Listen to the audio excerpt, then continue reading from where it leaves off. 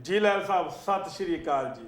सत श्री अकाल ਗਿੱਲ ਸਾਹਿਬ। ਵੀਕਐਂਡ ਤੋਂ ਬਾਅਦ ਅਸੀਂ ਇੱਕ ਦਿਨ ਦੀ ਅੰਤਰਾਲ ਤੋਂ ਬਾਅਦ ਅਸੀਂ ਪ੍ਰੋਗਰਾਮ ਖੁੰਡ ਚਰਚਾ ਲੈ ਕੇ ਤੁਹਾਡੇ ਮੁਖਾਤਬ ਅਸੀਂ ਫੇਰ ਹੋ ਰਹੇ ਹਾਂ। ਦੋਸਤੋ, ਜਿਸ ਤੁਹਾਨੂੰ ਪਤਾ ਹੈ ਕਿ ਅਣਗਿਣਤ ਮਸਲਿਆਂ ਤੇ ਅਸੀਂ ਚਰਚਾ ਕਰਦੇ ਹਾਂ। ਅਣਗਿਣਤ ਮਸਲਿਆਂ ਤੇ ਅਸੀਂ ਜਿਹਨੂੰ ਕਹਿ ਸਕਦੇ ਲੋਕਾਂ ਦੇ ਨਾਲ ਸਾਂਝੇ ਕਰਦੇ ਹਾਂ ਕਿ ਪੰਜਾਬ 'ਚ ਕੀ ਹੋਇਆ, ਭਾਰਤ ਵਿੱਚ ਕੀ ਹੋਇਆ, ਜਾਂ ਪੰਜਾਬ ਦੇ ਵੱਖ-ਵੱਖ ਸੂਬਿਆਂ ਦੇ ਵਿੱਚ ਅੱਜ ਕੱਲ੍ਹ ਕੀ ਸਿਨੈਰੀਓ ਔਰ ਕੀ ਚੱਲ ਰਿਹਾ। ਜ਼ਿੰਦਗੀ ਦੇ ਵਿੱਚ ਐਸਾ ਕੋਈ ਦਿਨ ਨਹੀਂ ਆਉਂਦਾ ਜਿਸ ਦਿਨ ਕੋਈ ਨਾ ਕੋਈ ਹੰਗਾਮਾ ਨਾ ਹੋਇਆ ਹੋਵੇ। ਪਰ ਖਾਸ ਕਰਕੇ ਜੇ ਆਪਾਂ ਪੰਜਾਬ ਸਰਕਾਰ ਦੀ ਗੱਲ ਕਰੀਏ, ਪੰਜਾਬ ਬੁਝਾਰਤ ਦੀ ਗੱਲ ਕਰੀਏ, ਤਾਂ ਪੰਜਾਬ ਦੇ ਵਿੱਚ ਹਿਲਜੁਲ ਜਿਹੜੀ ਹੈ ਉਹ ਜੰਗੀ ਪੱਧਰ ਤੇ ਚੱਲ ਰਹੀ ਹੈ। ਬਹੁਤ ਸਾਰੇ ਮੰਤਰੀਆਂ ਤੇ ਗਾਜ ਡਿੱਗਣ ਵਾਲੀ ਹੈ। ਬਹੁਤ ਸਾਰੇ ਮੰਤਰੀਆਂ ਨੂੰ ਪਾਰਟੀ ਤੋਂ ਬਾਹਰ ਕੀਤਾ ਜਾ ਸਕਦਾ, ਬਰਖਾਸਤ ਕੀਤਾ ਜਾ ਸਕਦਾ। ਇਹ ਲੋਕਾਂ ਦੇ ਅੰਦਾਜ਼ੇ ਨੇ। ਹਾਲਾਂਕਿ ਭਗਵੰਤ ਮਾਨ ਵੱਲੋਂ ਇਸ ਤਰ੍ਹਾਂ ਦਾ ਕੋਈ ਵੀ ਸਿਪਟਮ ਜਿਹਨੂੰ ਕਹਿਣਾ ਸਾਹਮਣੇ ਨਹੀਂ ਆਏ, ਪਰ ਮੀਡੀਆ ਦੇ ਜਿਹੜੇ ਹੈਗੇ ਨੇ ਪੱਤਰਕਾਰ ਨੇ, ਥੰਮ ਨੇ, ਜਾਂ ਉਹਨਾਂ ਦੀਆਂ ਅੰਦਰਲੀਆਂ ਖਬਰਾਂ ਨੇ, ਉਹ ਨਿਕਲ ਕੇ ਇਹ ਆਉਂਦੀਆਂ ਨੇ ਕਿ ਬਹੁਤ ਸਾਰੇ MLA ਜਾਂ MPs ਨੇ, ਜਾਂ ਕੈਬਨਿਟ ਮੰਤਰੀ ਨੇ ਜਿਨ੍ਹਾਂ ਤੇ ਭਗਵੰਤ ਮਾਨ ਦੀ ਸਰਕਾਰ ਕਾਰਵਾਈ ਕਰ ਸਕਦੀ ਹੈ। ਇੱਕ ਵਾਰੀ ਫੇਰ ਪ੍ਰੋਗਰਾਮ ਖੁੰਡ ਚਰਚਾ ਵਿੱਚ ਤੁਹਾਡਾ ਹਾਰਦਿਕ ਸਵਾਗਤ ਹੈ। ਮੈਂ ਕੁਲਵੰਤ ਸਿੰਘ ਗਿੱਲ ਤੇ ਮੇਰੇ ਨਾਲ ਮੇਰੇ ਸੀਨੀਅਰ ਸਾਥੀ ਪੱਤਰਕਾਰ ਨਿਰੰਜਨ ਸਿੰਘ ਜੀ ਲਹਿਲ ਹਾਜ਼ਰ ਹੋ ਚੁੱਕੇ ਨੇ। ਸਾਡੇ ਦੋਹਾਂ ਵੱਲੋਂ ਪਿਆਰ ਭਰੀ ਸਤਿ ਸ਼੍ਰੀ ਅਕਾਲ। ਤੁਹਾਨੂੰ ਪਤਾ ਕਿ ਜਿਮਨੀ ਚੋਣਾਂ ਨੇੜੇ ਨੇ, ਪਰ ਸੰਗਰੂਰ ਜਿਹੜੀ ਸੀਟ ਹੈ ਉਹ ਬਿਲਕੁਲ ਖਾਲੀ ਹੋ ਚੁੱਕੀ ਹੈ। ਔਰ ਸੰਗਰੂਰ ਦੇ ਵਿੱਚ ਹੁਣ ਇਹ ਅੰਦਾਜ਼ੇ ਨੇ ਕਿ ਭਗਵੰਤ ਮਾਨ ਦੀ ਭੈਣ, ਵੱਡੀ ਭੈਣ, ਉਹ ਉੱਥੇ ਚੋਣ ਮੈਦਾਨ ਵਿੱਚ ਨੇ। ਹਾਲਾਂਕਿ ਇਸ ਚੀਜ਼ ਦਾ ਉਪਚਾਰਕ ਕੋਈ ਐਲਾਨ ਨਹੀਂ ਹੋਇਆ, ਪਰ ਕੰਧਾਂ ਤੇ ਲੱਗੇ ਪੋਸਟਰ ਉਹਨਾਂ ਦੀ ਭੈਣ ਦੇ ਇਸ ਗੱਲ ਦਾ ਇਸ਼ਾਰਾ ਕਰਦੇ ਨੇ ਕਿ ਜਿਮਣੀ ਚੋਣ ਦੇ ਉਹ ਅਗਲੇ ਉਮੀਦਵਾਰ ਹੋ ਸਕਦੇ ਨੇ। ਇਸੇ ਵਿਚਕਾਰ ਜਿਸ ਤਰੀਕੇ ਨਾਲ ਸੰਗਰੂਰ ਦੇ ਵਿੱਚ, ਬਰਨਾਲੇ ਵਿੱਚ, ਜਾਂ ਪੰਜਾਬ ਦੇ ਵੱਖ-ਵੱਖ ਥਾਵਾਂ ਤੇ ਰੋਸ ਪ੍ਰਦਰਸ਼ਨ ਹੋ ਰਹੇ ਨੇ, ਟੀਚਰ ਕੁੱਟੇ ਜਾ ਰਹੇ ਨੇ, ਲੋਕ ਸੜਕਾਂ ਤੇ ਉਤਰੇ ਹੋਏ ਨੇ, ਇਸੇ ਦੌਰਾਨ ਕੀ ਜਿਮਣੀ ਚੋਣ ਆਮ ਆਦਮੀ ਪਾਰਟੀ ਦੇ ਹਿੱਸੇ ਆਊਗੀ ਜਾਂ ਨਹੀਂ, ਇਹ ਇੱਕ ਵੱਡਾ ਸਵਾਲ ਹੈ। ਜੇਕਰ ਨਹੀਂ ਆਉਂਦੀ ਤਾਂ ਇਹ ਆਮ ਆਦਮੀ ਪਾਰਟੀ ਵਾਸਤੇ ਆਉਣ ਵਾਲੇ ਦਿਨਾਂ ਦੇ ਵਿੱਚ ਖਤਰੇ ਦਾ ਘੁੱਗੂ ਹੈ। ਲੋਕ ਕੀ ਸੋਚਦੇ ਨੇ, ਲੋਕ ਕੀ ਕਹਿੰਦੇ ਨੇ, ਇਹ ਜਦੋਂ ਵੋਟਾਂ ਪੈਣਗੀਆਂ, ਰਿਜ਼ਲਟ ਆਊਗਾ, ਉਸ ਤੋਂ ਬਾਅਦ ਡਿਸਾਈਡ ਹੋਊਗਾ। ਪਰ 2-3 ਮਿੰਟ ਆਪਾਂ ਜਿਮਨੀ ਚੋਣ ਦੀ ਗੱਲ ਕਰਾਂਗੇ, ਉਸ ਤੋਂ ਬਾਅਦ ਆਪਾਂ ਅੱਗੇ ਵਧਾਂਗੇ ਔਰ ਅਗਲੇ ਕਿਸੇ ਹੋਰ ਮਸਲੇ 'ਤੇ ਆਪਾਂ ਚਰਚਾ ਕਰਾਂਗੇ। ਲਹਿਲ ਸਾਹਿਬ, ਜਿਮਨੀ ਚੋਣ ਦਾ ਜਿਹੜਾ ਇਸ਼ਾਰਾ ਹੈ, ਬਿਗਲ ਹੈ, ਉਹ ਵੱਜ ਚੁੱਕੀ ਹੈ। ਔਰ ਜਿਮਨੀ ਚੋਣ ਦੇ ਵਿੱਚ ਭਗਵੰਤ ਮਾਨ ਦੀ ਭੈਣ, ਸਾਡੀ ਵੀ ਭੈਣ ਹੈ, ਅਸੀਂ ਤਾਂ ਚਾਹੁੰਦੇ ਹਾਂ ਕਿ ਉਹ ਜਿੱਤੇ, ਭਾਰੀ ਬਹੁਮਤ ਨਾਲ ਜਿੱਤੇ। ਜਿੱਤਣਾ ਵੀ ਚਾਹੀਦਾ ਹੈ ਕਿਉਂਕਿ ਮੌਜੂਦਾ ਸਰਕਾਰ ਆਮ ਆਦਮੀ ਪਾਰਟੀ ਦੀ ਹੈ। ਲੇਕਿਨ ਮਸਲਾ ਉੱਥੇ ਵੀ ਸੁਖਾਵਾਂ ਨਹੀਂ ਹੈ, ਕਿਉਂਕਿ ਸ਼੍ਰੋਮਣੀ ਅਕਾਲੀ ਦਲ ਨੇ ਵੀ ਆਪਣਾ ਕੈਂਡੀਡੇਟ ਖੜਾ ਕਰਨਾ ਹੈ, ਕਾਂਗਰਸ ਨੇ ਵੀ ਕਰਨਾ ਹੈ, ਕੈਪਟਨ ਨੇ ਵੀ ਕਰਨਾ, ਤੇ ਹੋਰ ਪਾਰਟੀਆਂ ਨੇ ਵੀ ਕਰਨਾ। ਕੀ ਸੋਚਦੇ ਹੋ, ਮੁਕਾਬਲਾ ਸਖਤ ਹੋਏਗਾ ਜਾਂ ਫਿਰ ਇੱਕ ਪਾਸੜ ਹੋਏਗਾ? ਜੀ ਲਹਿਰ ਸਾਹਿਬ। ਗਿੱਲ ਸਾਹਿਬ, ਗੱਲ ਇਹ ਹੈ ਕਿ ਜਿਮਨੀ ਚੋਣ ਤੋਂ ਪਹਿਲਾਂ, ਖੈਰ ਜਿਮਨੀ ਚੋਣ ਦੇ ਵੇਲੇ ਬਹੁਤ ਕੁਝ ਹੋਣਾ ਹੈ। ਮੈਂ ਕਈ ਵਾਰ ਇਹ ਸੋਚਦਾ ਕਿ 1947 ਤੋਂ ਲੈ ਕੇ ਜੀ ਹੁਣ ਤੱਕ ਅਨੇਕਾਂ ਹੀ ਜਿਹੜੇ 40 ਸਾਲ ਹੋ ਗਏ ਨੇ, ਜਿਹੜੇ ਮਸਲੇ ਅਜੇ ਵੀ ਉੱਭਰਦੇ ਨੇ। ਜੀ ਜੀ ਜਿਹੜਾ ਮਸਲਾ ਅੱਜ ਤੋਂ 40 ਸਾਲ ਪਹਿਲਾਂ ਸ਼ੁਰੂ ਹੋਇਆ ਸੀ, ਜਾਂ ਉਹ ਸਮੱਸਿਆਵਾਂ ਜਿਹੜੀਆਂ ਨੇ ਉਸ ਵੇਲੇ ਸ਼ੁਰੂ ਹੋਈਆਂ ਸੀ, ਜਿਨ੍ਹਾਂ ਦੀ ਸਮਾਧਾਨ ਵਾਸਤੇ ਸਰਕਾਰਾਂ ਔਰ ਲੋਕ ਸਰਕਾਰਾਂ ਤੋਂ ਮੰਗ ਕਰਦੇ ਰਹੇ ਨੇ, ਅੱਜ ਵੀ ਉਸੇ ਤਰ੍ਹਾਂ ਮੂੰਹ ਵੱਡੀਆਂ ਖੜੀਆਂ ਨੇ। ਜੀ ਹਰ ਉਹ ਮਸਲਾ ਜਿਹੜਾ ਪੁਰਾਣਾ ਹੋ ਜਾਂਦਾ ਤੇ ਨਵਾਂ ਮੂੰਹ ਵੱਡੀ ਖੜੀ ਹੁੰਦਾ, ਡੇਲੀ ਨਵਾਂ। ਕੱਲ ਕੋਈ ਮਸਲਾ ਉਹ ਸੀ ਹੋਰ, ਜਿਹਦੇ ਉੱਤੇ ਵੱਖ-ਵੱਖ ਅਖਬਾਰਾਂ, ਵੱਖ-ਵੱਖ ਜਿਹੜੇ ਚਿੰਤਕ ਨੇ, ਬੁੱਧੀਜੀਵੀ ਨੇ, ਜਾਂ ਰਾਜਸੀ ਪਾਰਟੀਆਂ ਉਹਦੇ ਤੇ ਬਹਿਸ ਕਰਦੀਆਂ ਨਜ਼ਰ ਆਉਂਦੀਆਂ ਸੀ ਤੇ ਹੱਲ ਲੱਭਦੀਆਂ ਸੀ। ਪਰ ਅਗਲੇ ਦਿਨ ਇੱਕ ਨਵਾਂ ਹੋਰ ਮਸਲਾ ਉੱਭਰ ਆਇਆ, ਪੁਰਾਣਾ ਭੁੱਲ ਗਿਆ ਤੇ ਨਵੇਂ ਤੇ ਬਹਿਸ ਜਿਹੜੀ ਆ ਉਹ ਜਾਰੀ ਫੇਰ ਹੋ ਗਈ। ਜੀ ਸੋ ਇਸੇ ਹੀ ਤਰ੍ਹਾਂ 75 ਸਾਲ ਇਸ ਗੱਲ ਨੂੰ ਲੰਘ ਗਏ ਨੇ ਕਿ ਜਿਹੜੇ ਪਹਿਲੇ ਮਸਲੇ ਨੇ ਉਹਨਾਂ ਦੇ ਉੱਤੇ ਮਿੱਟੀ ਪਾਤੀ ਗਈ ਹੈ, ਉਹ ਭੁੱਲ ਗਏ ਨੇ। ਉਹ ਮੂੰਹ ਵੀ ਅੱਡੀ ਖੜੇ ਨੇ ਪਰ ਭੁੱਲ ਗਏ ਨੇ, ਕਿਉਂਕਿ ਨਵੇਂ ਮਸਲੇ ਰੋਜ਼ ਨਵੇਂ ਦੇ ਨਵੇਂ ਮਸਲੇ ਜਿਹੜੇ ਉਹ ਪੈਦਾ ਹੋ ਜਾਂਦੇ ਨੇ ਤੇ ਪੁਰਾਣਿਆਂ ਨੂੰ ਉਸੇ ਹੀ ਤਰ੍ਹਾਂ ਉਵੇਂ ਹੀ ਚੱਲਦੇ ਰਹਿੰਦੇ ਨੇ, ਜਿਨ੍ਹਾਂ ਦੇ ਉੱਤੇ ਮੁੜ ਕੇ ਗੌਰ ਨਹੀਂ ਕੀਤੀ ਜਾਂਦੀ। ਤੇ ਹੁਣ ਬਾਕੀ ਗੱਲਾਂ ਤੇ ਬਾਅਦ ਚ ਕਰਾਂਗੇ। ਤੁਸੀਂ ਜਿਮਨੀ ਚੋਣ ਦੀ ਗੱਲ ਕੀਤੀ ਹੈ ਤੇ ਉਹ ਸਾਰੇ 75 ਸਾਲ ਤੋਂ ਪਹਿਲਾਂ ਬਾਅਦ ਵਾਲੇ ਮੇਰੇ ਮਤਲਬ ਕਹਿਣ ਦਾ ਭਾਵ 40 ਸਾਲ ਹੋ ਗਏ ਮੈਨੂੰ ਰਾਜਨੀਤੀ 'ਚ ਜਿਹੜੀ ਹੈ ਉਹ ਇਸ ਢੰਗ ਦਾ ਵਿਚਰਦਿਆਂ, ਚਾਹੇ ਉਹ ਟ੍ਰੇਡ ਜਥੇਬੰਦੀਆਂ ਸੀ, ਚਾਹੇ ਉਹ ਕਿਸਾਨ ਜਥੇਬੰਦੀਆਂ ਸੀ, ਮਜ਼ਦੂਰਾਂ ਦੀਆਂ ਸੀ, ਮੁਲਾਜ਼ਮਾਂ ਦੀਆਂ ਸੀ, ਜਾਂ ਰਾਜਨੀਤਿਕ ਤੌਰ ਦੇ ਉੱਤੇ 40 ਸਾਲ ਹੋ ਗਏ ਮੈਨੂੰ ਇਹ ਦੇਖਦਿਆਂ ਵੀ ਉਹਨਾਂ 40 ਸਾਲਾਂ ਦੇ ਦੌਰਾਨ ਹਰ ਨਿਤ ਦਿਨ ਨਵਾਂ ਮਸਲਾ ਆਉਂਦਾ ਰਿਹਾ। ਉਹ ਮਸਲੇ ਹੱਲ ਨਹੀਂ ਹੁੰਦੇ ਰਹੇ ਤੇ ਉਹਨਾਂ ਮਸਲਿਆਂ ਨੂੰ ਚੋਣਾਂ ਦੇ ਦੌਰਾਨ ਫਿਰ ਉਹ ਧਰਤੀ ਤੋਂ ਪੁੱਟ ਲਿਆ ਜਾਂਦਾ। ਸੰਗਰੂਰ ਦੀ ਚੋਣ MP ਦੀ ਚੋਣ ਹੋਣ ਜਾ ਰਹੀ ਹੈ, ਜਿਹਦੀ ਬਦੌਲਤ ਆਮ ਆਦਮੀ ਪਾਰਟੀ ਨੇ ਆਪਣਾ ਇੱਕ ਕਾਂ ਮਾਰ ਕੇ ਟੰਗਤਾ ਇਹ ਪ੍ਰਭਾਵ ਦੇਣ ਵਾਸਤੇ ਕਿ ਸਾਡੀ ਸਰਕਾਰ ਜਿਹੜੀ ਹੈ ਇਹ ਭ੍ਰਿਸ਼ਟਾਚਾਰ ਨੂੰ ਬਰਦਾਸ਼ਤ ਨਹੀਂ ਕਰਦੀ, ਟੋਲਰੈਂਸ ਨਹੀਂ ਕਰੇਗੀ, ਟੋਲਰੇਟ ਨਹੀਂ ਕਰੇਗੀ। ਜੇ ਆਪਾਂ ਥੋੜੀ ਜਿਹੀ ਗੱਲ ਕਰੀਏ, ਕੇਜਰੀਵਾਲ ਸਾਹਿਬ ਨੇ ਗੱਲ ਕਹੀ ਸੀ 24 ਘੰਟੇ ਦੇ ਵਿੱਚ ਭ੍ਰਿਸ਼ਟਾਚਾਰ ਖਤਮ ਹੋ ਜਾਏਗਾ ਤੇ ਮੇਰੀ ਸਰਕਾਰ 'ਚ ਕੋਈ ਇਹੋ ਜਿਹਾ ਬੰਦਾ ਜਾਂ ਜਿਹਨੂੰ ਮੈਂ ਟਿਕਟ ਦਿੱਤੀ ਆ ਉਹ ਭ੍ਰਿਸ਼ਟਾਚਾਰੀ ਨਹੀਂ ਆ। ਇਹ ਤੇ ਉਹਦਾ ਭੁਲੇਖਾ ਹੋ ਗਿਆ ਦੂਰ ਹੁਣ ਕਿ ਉਹਦੇ ਆਪਣੇ ਹੀ ਮੰਤਰੀ, ਆਪਣੇ ਜਿਹੜੇ ਮੰਤਰੀ ਨੇ ਉਹ ਭ੍ਰਿਸ਼ਟਾਚਾਰ ਦੇ ਵਿੱਚ ਸ਼ਾਮਲ ਹੋ ਗਏ, ਜਿਨ੍ਹਾਂ ਨੂੰ ਆਪ ਹੀ ਤੁਸੀਂ ਡਿਸਮਿਸ ਕੀਤਾ ਔਰ ਸਜ਼ਾ ਦੇਣ ਲਈ ਜੇਲ੍ਹ ਭੇਜਿਆ। 1.5 ਕਰੋੜ ਤੋਂ 5 ਲੱਖ ਤੇ ਆ ਗਿਆ ਮੰਤਰੀ। ਦੂਸਰੀ ਪਾਸੇ ਇਹ ਵੀ ਕੇਜਰੀਵਾਲ ਸਾਹਿਬ ਤੇ ਆਮ ਆਦਮੀ ਪਾਰਟੀ ਕਹਿੰਦੀ ਵੀ ਸਾਡੀ ਵਜ਼ਾਰਤ ਦੇ ਅੰਦਰ ਜਾਂ ਸਾਡੀ ਇਹ ਸੀਟਾਂ ਜਿਹਨਾਂ ਨੂੰ ਦਿੱਤੀਆਂ ਇਹਨਾਂ 'ਚ ਅਪਰਾਧੀ ਕੋਈ ਨਹੀਂ ਹੋਊ। ਹੁਣ ਇੱਕ ਗੱਲ ਇਹ ਵੀ ਕਹਿਣ ਲੱਗੇ ਆ ਕਿਉਂਕਿ ਚੋਣਾਂ ਨੇੜੇ ਆ ਨਾ, ਜਿਹੜੀ ਮੈਂ ਤਾਂ ਗੱਲ ਕਰਨੀ ਆ ਇਸ ਕਰਕੇ ਕਿ ਇਸ ਕੈਬਨਿਟ ਦੇ ਵਿੱਚ ਜਾਂ ਇਸ 92 ਬੰਦਿਆਂ ਦੇ ਵਿੱਚ ਜਾਂ ਜਿਹੜੇ ਟੋਟਲ ਸਾਡੇ 117 ਨੇ, ਜੇ ਉਹਨਾਂ ਦੀ ਗਿਣਤੀ ਨੂੰ ਕਰ ਲਈਏ ਤੇ ਇਸ ਵਿਧਾਨ ਸਭਾ 'ਚ 53 ਬੰਦੇ ਜਿਹੜੇ ਨੇ ਉਹ ਕਿਸੇ ਨਾ ਕਿਸੇ ਕੇਸ ਦੇ ਵਿੱਚ ਅਪਰਾਧੀ ਨੇ, ਜਿਨ੍ਹਾਂ ਦੇ ਵਿੱਚੋਂ 26 ਬੰਦੇ ਬਹੁਤ ਘਿਨਾਉਣੇ ਜੁਰਮਾਂ 'ਚ ਸ਼ਾਮਲ ਨੇ। ਜਦੋਂ ਕਿ ਪਿਛਲੀ 2017 ਦੀ ਇਲੈਕਸ਼ਨ 'ਚ ਘੱਟ ਪੰਗੇ ਨੇ 41 ਕੇ 42 ਬੰਦੇ ਸੀ, ਜਿਨ੍ਹਾਂ 'ਚੋਂ 16 ਬੰਦੇ ਜਿਹੜੇ ਮੇਨ ਜਿਹੜੀ ਆ ਉਹ ਅਪਰਾਧੀ ਸੀ, ਜਿਹੜੇ ਖੁੰਖਾਰ ਮਤਲਬ ਜਿਹਨੂੰ ਕਹਿ ਦਈਏ ਅਪਰਾਧੀਆਂ ਚਾਹੁੰਦੇ ਨੇ। ਪਰ ਇਸ ਸਰਕਾਰ ਦੇ ਵਿੱਚ 58 ਬੰਦੇ ਜਿਹੜੇ MLA ਵਿਧਾਇਕ ਜਾਂ ਜਿਹੜੇ ਮੰਤਰੀ ਨੇ ਉਹ ਸ਼ਾਮਲ ਨੇ। ਜਿਸ ਕੈਬਨਿਟ ਦੇ ਵਿੱਚ 58 ਅਪਰਾਧੀ ਹੋਣਗੇ ਉਹ ਕਿਵੇਂ ਹੋ ਜੂ, ਉਹ ਕਿਵੇਂ ਚੱਲੂਗੀ। ਹੋਰ ਆਉਣ ਵਾਲੀ ਚੋਣ ਜਿਹੜੀ ਤੁਸੀਂ ਹੁਣ ਕਹਿ ਰਹੇ ਹੋ ਜੀ ਕਿ ਉੱਥੇ ਭਗਵੰਤ ਮਾਨ ਦੀ ਭੈਣ ਖੜੀ ਆ, ਹੁਣ ਗੱਲ ਇਸੇ ਤੇ ਹੀ ਕਰਾਂਗੇ। ਭਗਵੰਤ ਮਾਨ ਨੇ ਪਹਿਲੀ ਗੱਲ ਤੇ ਆਪਾਂ ਕੇਜਰੀਵਾਲ ਦੀ ਕਰਦੇ ਆ, ਉਹਨੇ ਇੱਕ ਗੱਲ ਕਹੀ ਸੀ, ਅੱਜ ਵੀ ਭਗਵੰਤ ਮਾਨ ਉੱਤੇ ਪਹਿਰਾ ਦੇ ਰਿਹਾ ਕਿ ਕਿਸੇ ਵੀ ਪਰਿਵਾਰ ਦਾ ਮੈਂਬਰ, ਅਜੇ ਕੱਲ ਹੀ ਸਮਝੌਤਾ ਹੋਇਆ ਵੀ ਜਿੰਨੇ ਵੀ ਪਰਿਵਾਰ ਦੇ ਰਿਸ਼ਤੇਦਾਰ, ਭੈਣ ਭਰਾ, ਯਾਰ ਦੋਸਤ ਮਿੱਤਰ ਉਹ ਦੂਰ ਰਹਿਣ, ਇਹ ਆਪਣੇ ਮੰਤਰੀ ਇਹਨਾਂ ਨੂੰ ਦੂਰ ਰੱਖਣ, MLA ਦੂਰ ਰੱਖਣ। ਕਿਸੇ ਦਫ਼ਤਰ ਦੇ ਵਿੱਚ ਇੱਕ ਕਰਮਚਾਰੀ ਨਹੀਂ ਲੱਗ ਸਕਦੇ, ਕਿਸੇ ਨੂੰ ਇਹਨਾਂ ਦੇ ਨਾਲ ਜੋੜ ਮਿਲਾਪ ਨਹੀਂ ਰੱਖਣਾ ਚਾਹੀਦਾ। ਤੇ ਭਗਵੰਤ ਮਾਨ ਜੀ ਤੁਸੀਂ ਕਿਹੜੇ ਦਰਖਤ ਉੱਤੋਂ ਡਿੱਗੇ ਹੋ ਜਿਹੜੀ ਆਪਣੀ ਭੈਣ ਨੂੰ ਟਿਕਟ ਦੀ ਗੱਲ ਕਰ ਰਹੇ ਹੋ? ਨਹੀਂ ਮੈਂ ਬਹਿਸ ਕਰੂੰਗਾ, ਹਾਲੇ ਗੱਲ ਕਲੀਅਰ ਨਹੀਂ ਹੋਈ, ਹਾਲੇ ਤਾਂ ਲੋਕ ਕਹਿ ਰਹੇ ਨੇ, ਵੱਖਰੀ ਗੱਲ ਹੈ। ਪਰ ਜੇ ਤਬਦੀਲੀ ਦੀ ਗੱਲ ਕੀਤੀ ਹੈ, ਜੇ ਸਿਧਾਂਤ ਦੀ ਗੱਲ ਕੀਤੀ ਹੈ ਤੇ ਇਹ ਸਿਧਾਂਤ ਆਪਣੇ ਤੇ ਵੀ ਲਾਗੂ ਹੋਣਾ ਚਾਹੀਦਾ। ਚਾਹੇ ਮੈਂ ਕਹਿੰਦਾ ਕਿੰਨੀ ਵੈਲ ਕੁਆਲੀਫਾਈਡ ਉਹਦੀ ਭੈਣ ਜਾਂ ਰਿਸ਼ਤੇਦਾਰ ਕੋ ਹੋਵੇ, ਕਿੰਨਾ ਵਧੀਆ ਹੋਵੇ, ਜੇ ਆਪਾਂ ਇੱਕ ਸਰਕੂਲਰ ਹੀ ਕੱਢਤਾ, ਇੱਕ ਆਪਾਂ ਨੀਤੀ ਬਣਾ ਲਈ ਤਾਂ ਚਾਹੇ ਵੱਡੇ ਤੋਂ ਵੱਡਾ ਵੀ ਆਪਣਾ ਰਿਸ਼ਤੇਦਾਰ ਕੋਈ ਨੂੰ ਕੁਰਬਾਨੀ ਦੇ ਦਿਓ।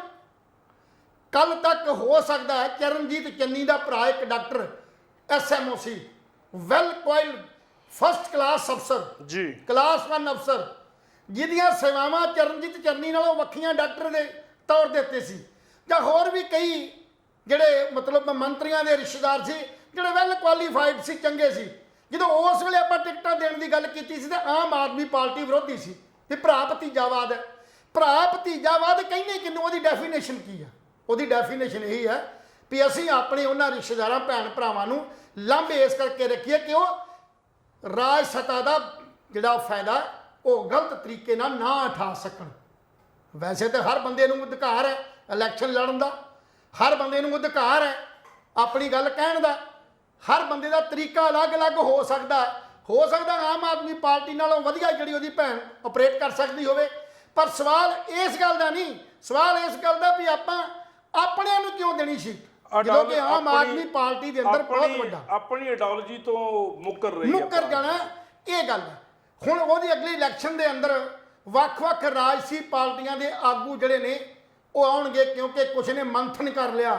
ਕਾਂਗਰਸ ਨੇ ਮੰਥਨ ਇਹ ਕੀਤਾ ਵੀ ਸਾਡੀ ਹਾਰਨ ਦੇ ਕਾਰਨ ਕੀ ਸੀ, ਉਹਨਾਂ ਦੇ ਉੱਤੇ ਅਜੇ ਤੱਕ ਵੀ ਉਹਨਾਂ ਦੀ ਉਹ ਮੰਥਨ ਚੱਲ ਰਿਹਾ। ਸ਼੍ਰੋਮਣੀ ਅਕਾਲੀ ਦਲ ਦਾ ਜਸਟ ਡਿਸਾਈਡ ਆ ਗਿਆ ਕੱਲ ਜਿਹੜੀ ਉਹਨਾਂ ਨੇ ਕਮੇਟੀ ਦੀ ਮੀਟਿੰਗ ਕੀਤੀ ਹੈ 13 ਮੈਂਬਰਾਂ ਨੇ, ਉਹਦੇ ਇੱਕ ਗੱਲ ਸਾਫ਼ ਕਰ ਦਿੱਤੀ ਹੈ ਵੀ ਇਹਦੀ ਤਬਦੀਲੀ ਰਾਜਨੀਤਿਕ ਜਿਹੜੀ ਸ਼੍ਰੋਮਣੀ ਅਕਾਲੀ ਦਲ ਹੈ ਲੀਡਰਸ਼ਿਪ ਇੱਕ ਲੀਡਰਸ਼ਿਪ ਦੀ ਤਬਦੀਲੀ ਹੋਣੀ ਚਾਹੀਦੀ ਹੈ। ਔਰ ਉਸ ਤਬਦੀਲੀ ਦੇ ਦੌਰਾਨ ਸ਼੍ਰੋਮਣੀ ਅਕਾਲੀ ਦਲ ਦੇ ਪ੍ਰਧਾਨ ਸੁਖਬੀਰ ਸਿੰਘ ਬਾਦਲ ਨੇ ਗੱਲ ਸਾਫ਼ ਕਹਿਤੀ ਹੈ ਵੀ ਅਗਰ ਮੈਨੂੰ ਬਦਲਣਾ ਚਾਹੁੰਦੇ ਹੋ ਤਾਂ ਮੈਂ ਇੱਕ ਆਰਜੀ ਤੌਰ ਤੇ ਕੰਮ ਕਰਨ ਨੂੰ ਤਿਆਰ ਨਹੀਂ, ਮੈਂ ਫਿਰ ਆਪਣਾ ਕਾਰੋਬਾਰ ਵੇਖਾਂਗਾ। ਔਰ ਕਿਸੇ ਬੰਦੇ ਨੇ ਠੀਕ ਕਿਹਾ ਵੀ ਤਿਆਗ ਦੀ ਭਾਵਨਾ ਹੋਣੀ ਚਾਹੀਦੀ ਹੈ। ਜੇ ਸਾਡੇ ਅੰਦਰ ਤਿਆਗ ਦੀ ਭਾਵਨਾ ਨਹੀਂ ਹੈ ਤਾਂ ਅਸੀਂ ਉੱਚੀ ਉੱਚੀ ਭਗਤ ਸਿੰਘ ਦੇ ਨਾਅਰੇ ਲਾਈਏ ਜਾਂ ਗੁਰੂ ਗੋਬਿੰਦ ਸਿੰਘ ਦੇ ਆਪਣੇ ਆਪ ਨੂੰ ਸਿੱਖ ਖਵਾਈਏ, ਇਹ ਵੀ ਕੋਈ ਫਾਇਦਾ ਨਹੀਂ।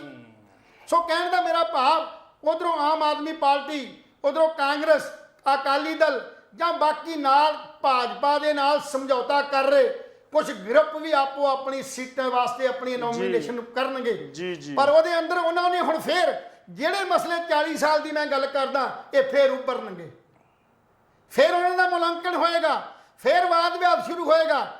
ਔਰ ਜਿਹੜੀ ਮੌਜੂਦਾ ਸਰਕਾਰ ਹੈ ਇਹ ਆਪਣਾ ਜਿਹੜਾ ਪਰਚਾ ਕਾਮਯਾਬੀ ਦਾ ਪਰਚਾ ਉਹ ਜ਼ਰੂਰ ਉੱਥੇ ਜਿਹੜਾ ਪੜੇਗੀ ਕਿ ਅਸੀਂ ਇਹਨਾਂ ਦਿਨਾਂ ਨੇ ਕੀ ਕੀਤਾ। ਸੋ ਕਹਿਣ ਦਾ ਮੇਰਾ ਭਾਵ ਚਾਹੇ ਰਾਜਸੀ ਪਾਰਟੀ ਦਾ ਕੋਈ ਵੀ ਆਗੂ ਉੱਥੋਂ ਜਿੱਤ ਜੇ, ਪੰਜਾਬ ਦੇ ਲੋਕਾਂ ਦਾ ਭਲਾ ਕਦੇ ਨਹੀਂ ਹੋ ਸਕਦਾ। ਭਲਾ ਉਦੋਂ ਹੀ ਹੋਏਗਾ ਜਿੱਦਣ ਲੋਕੀ ਰਾਜਨੀਤਿਕ ਤੌਰ ਤੇ ਸੂਝਵਾਨ ਨਹੀਂ ਹੋਣਗੇ।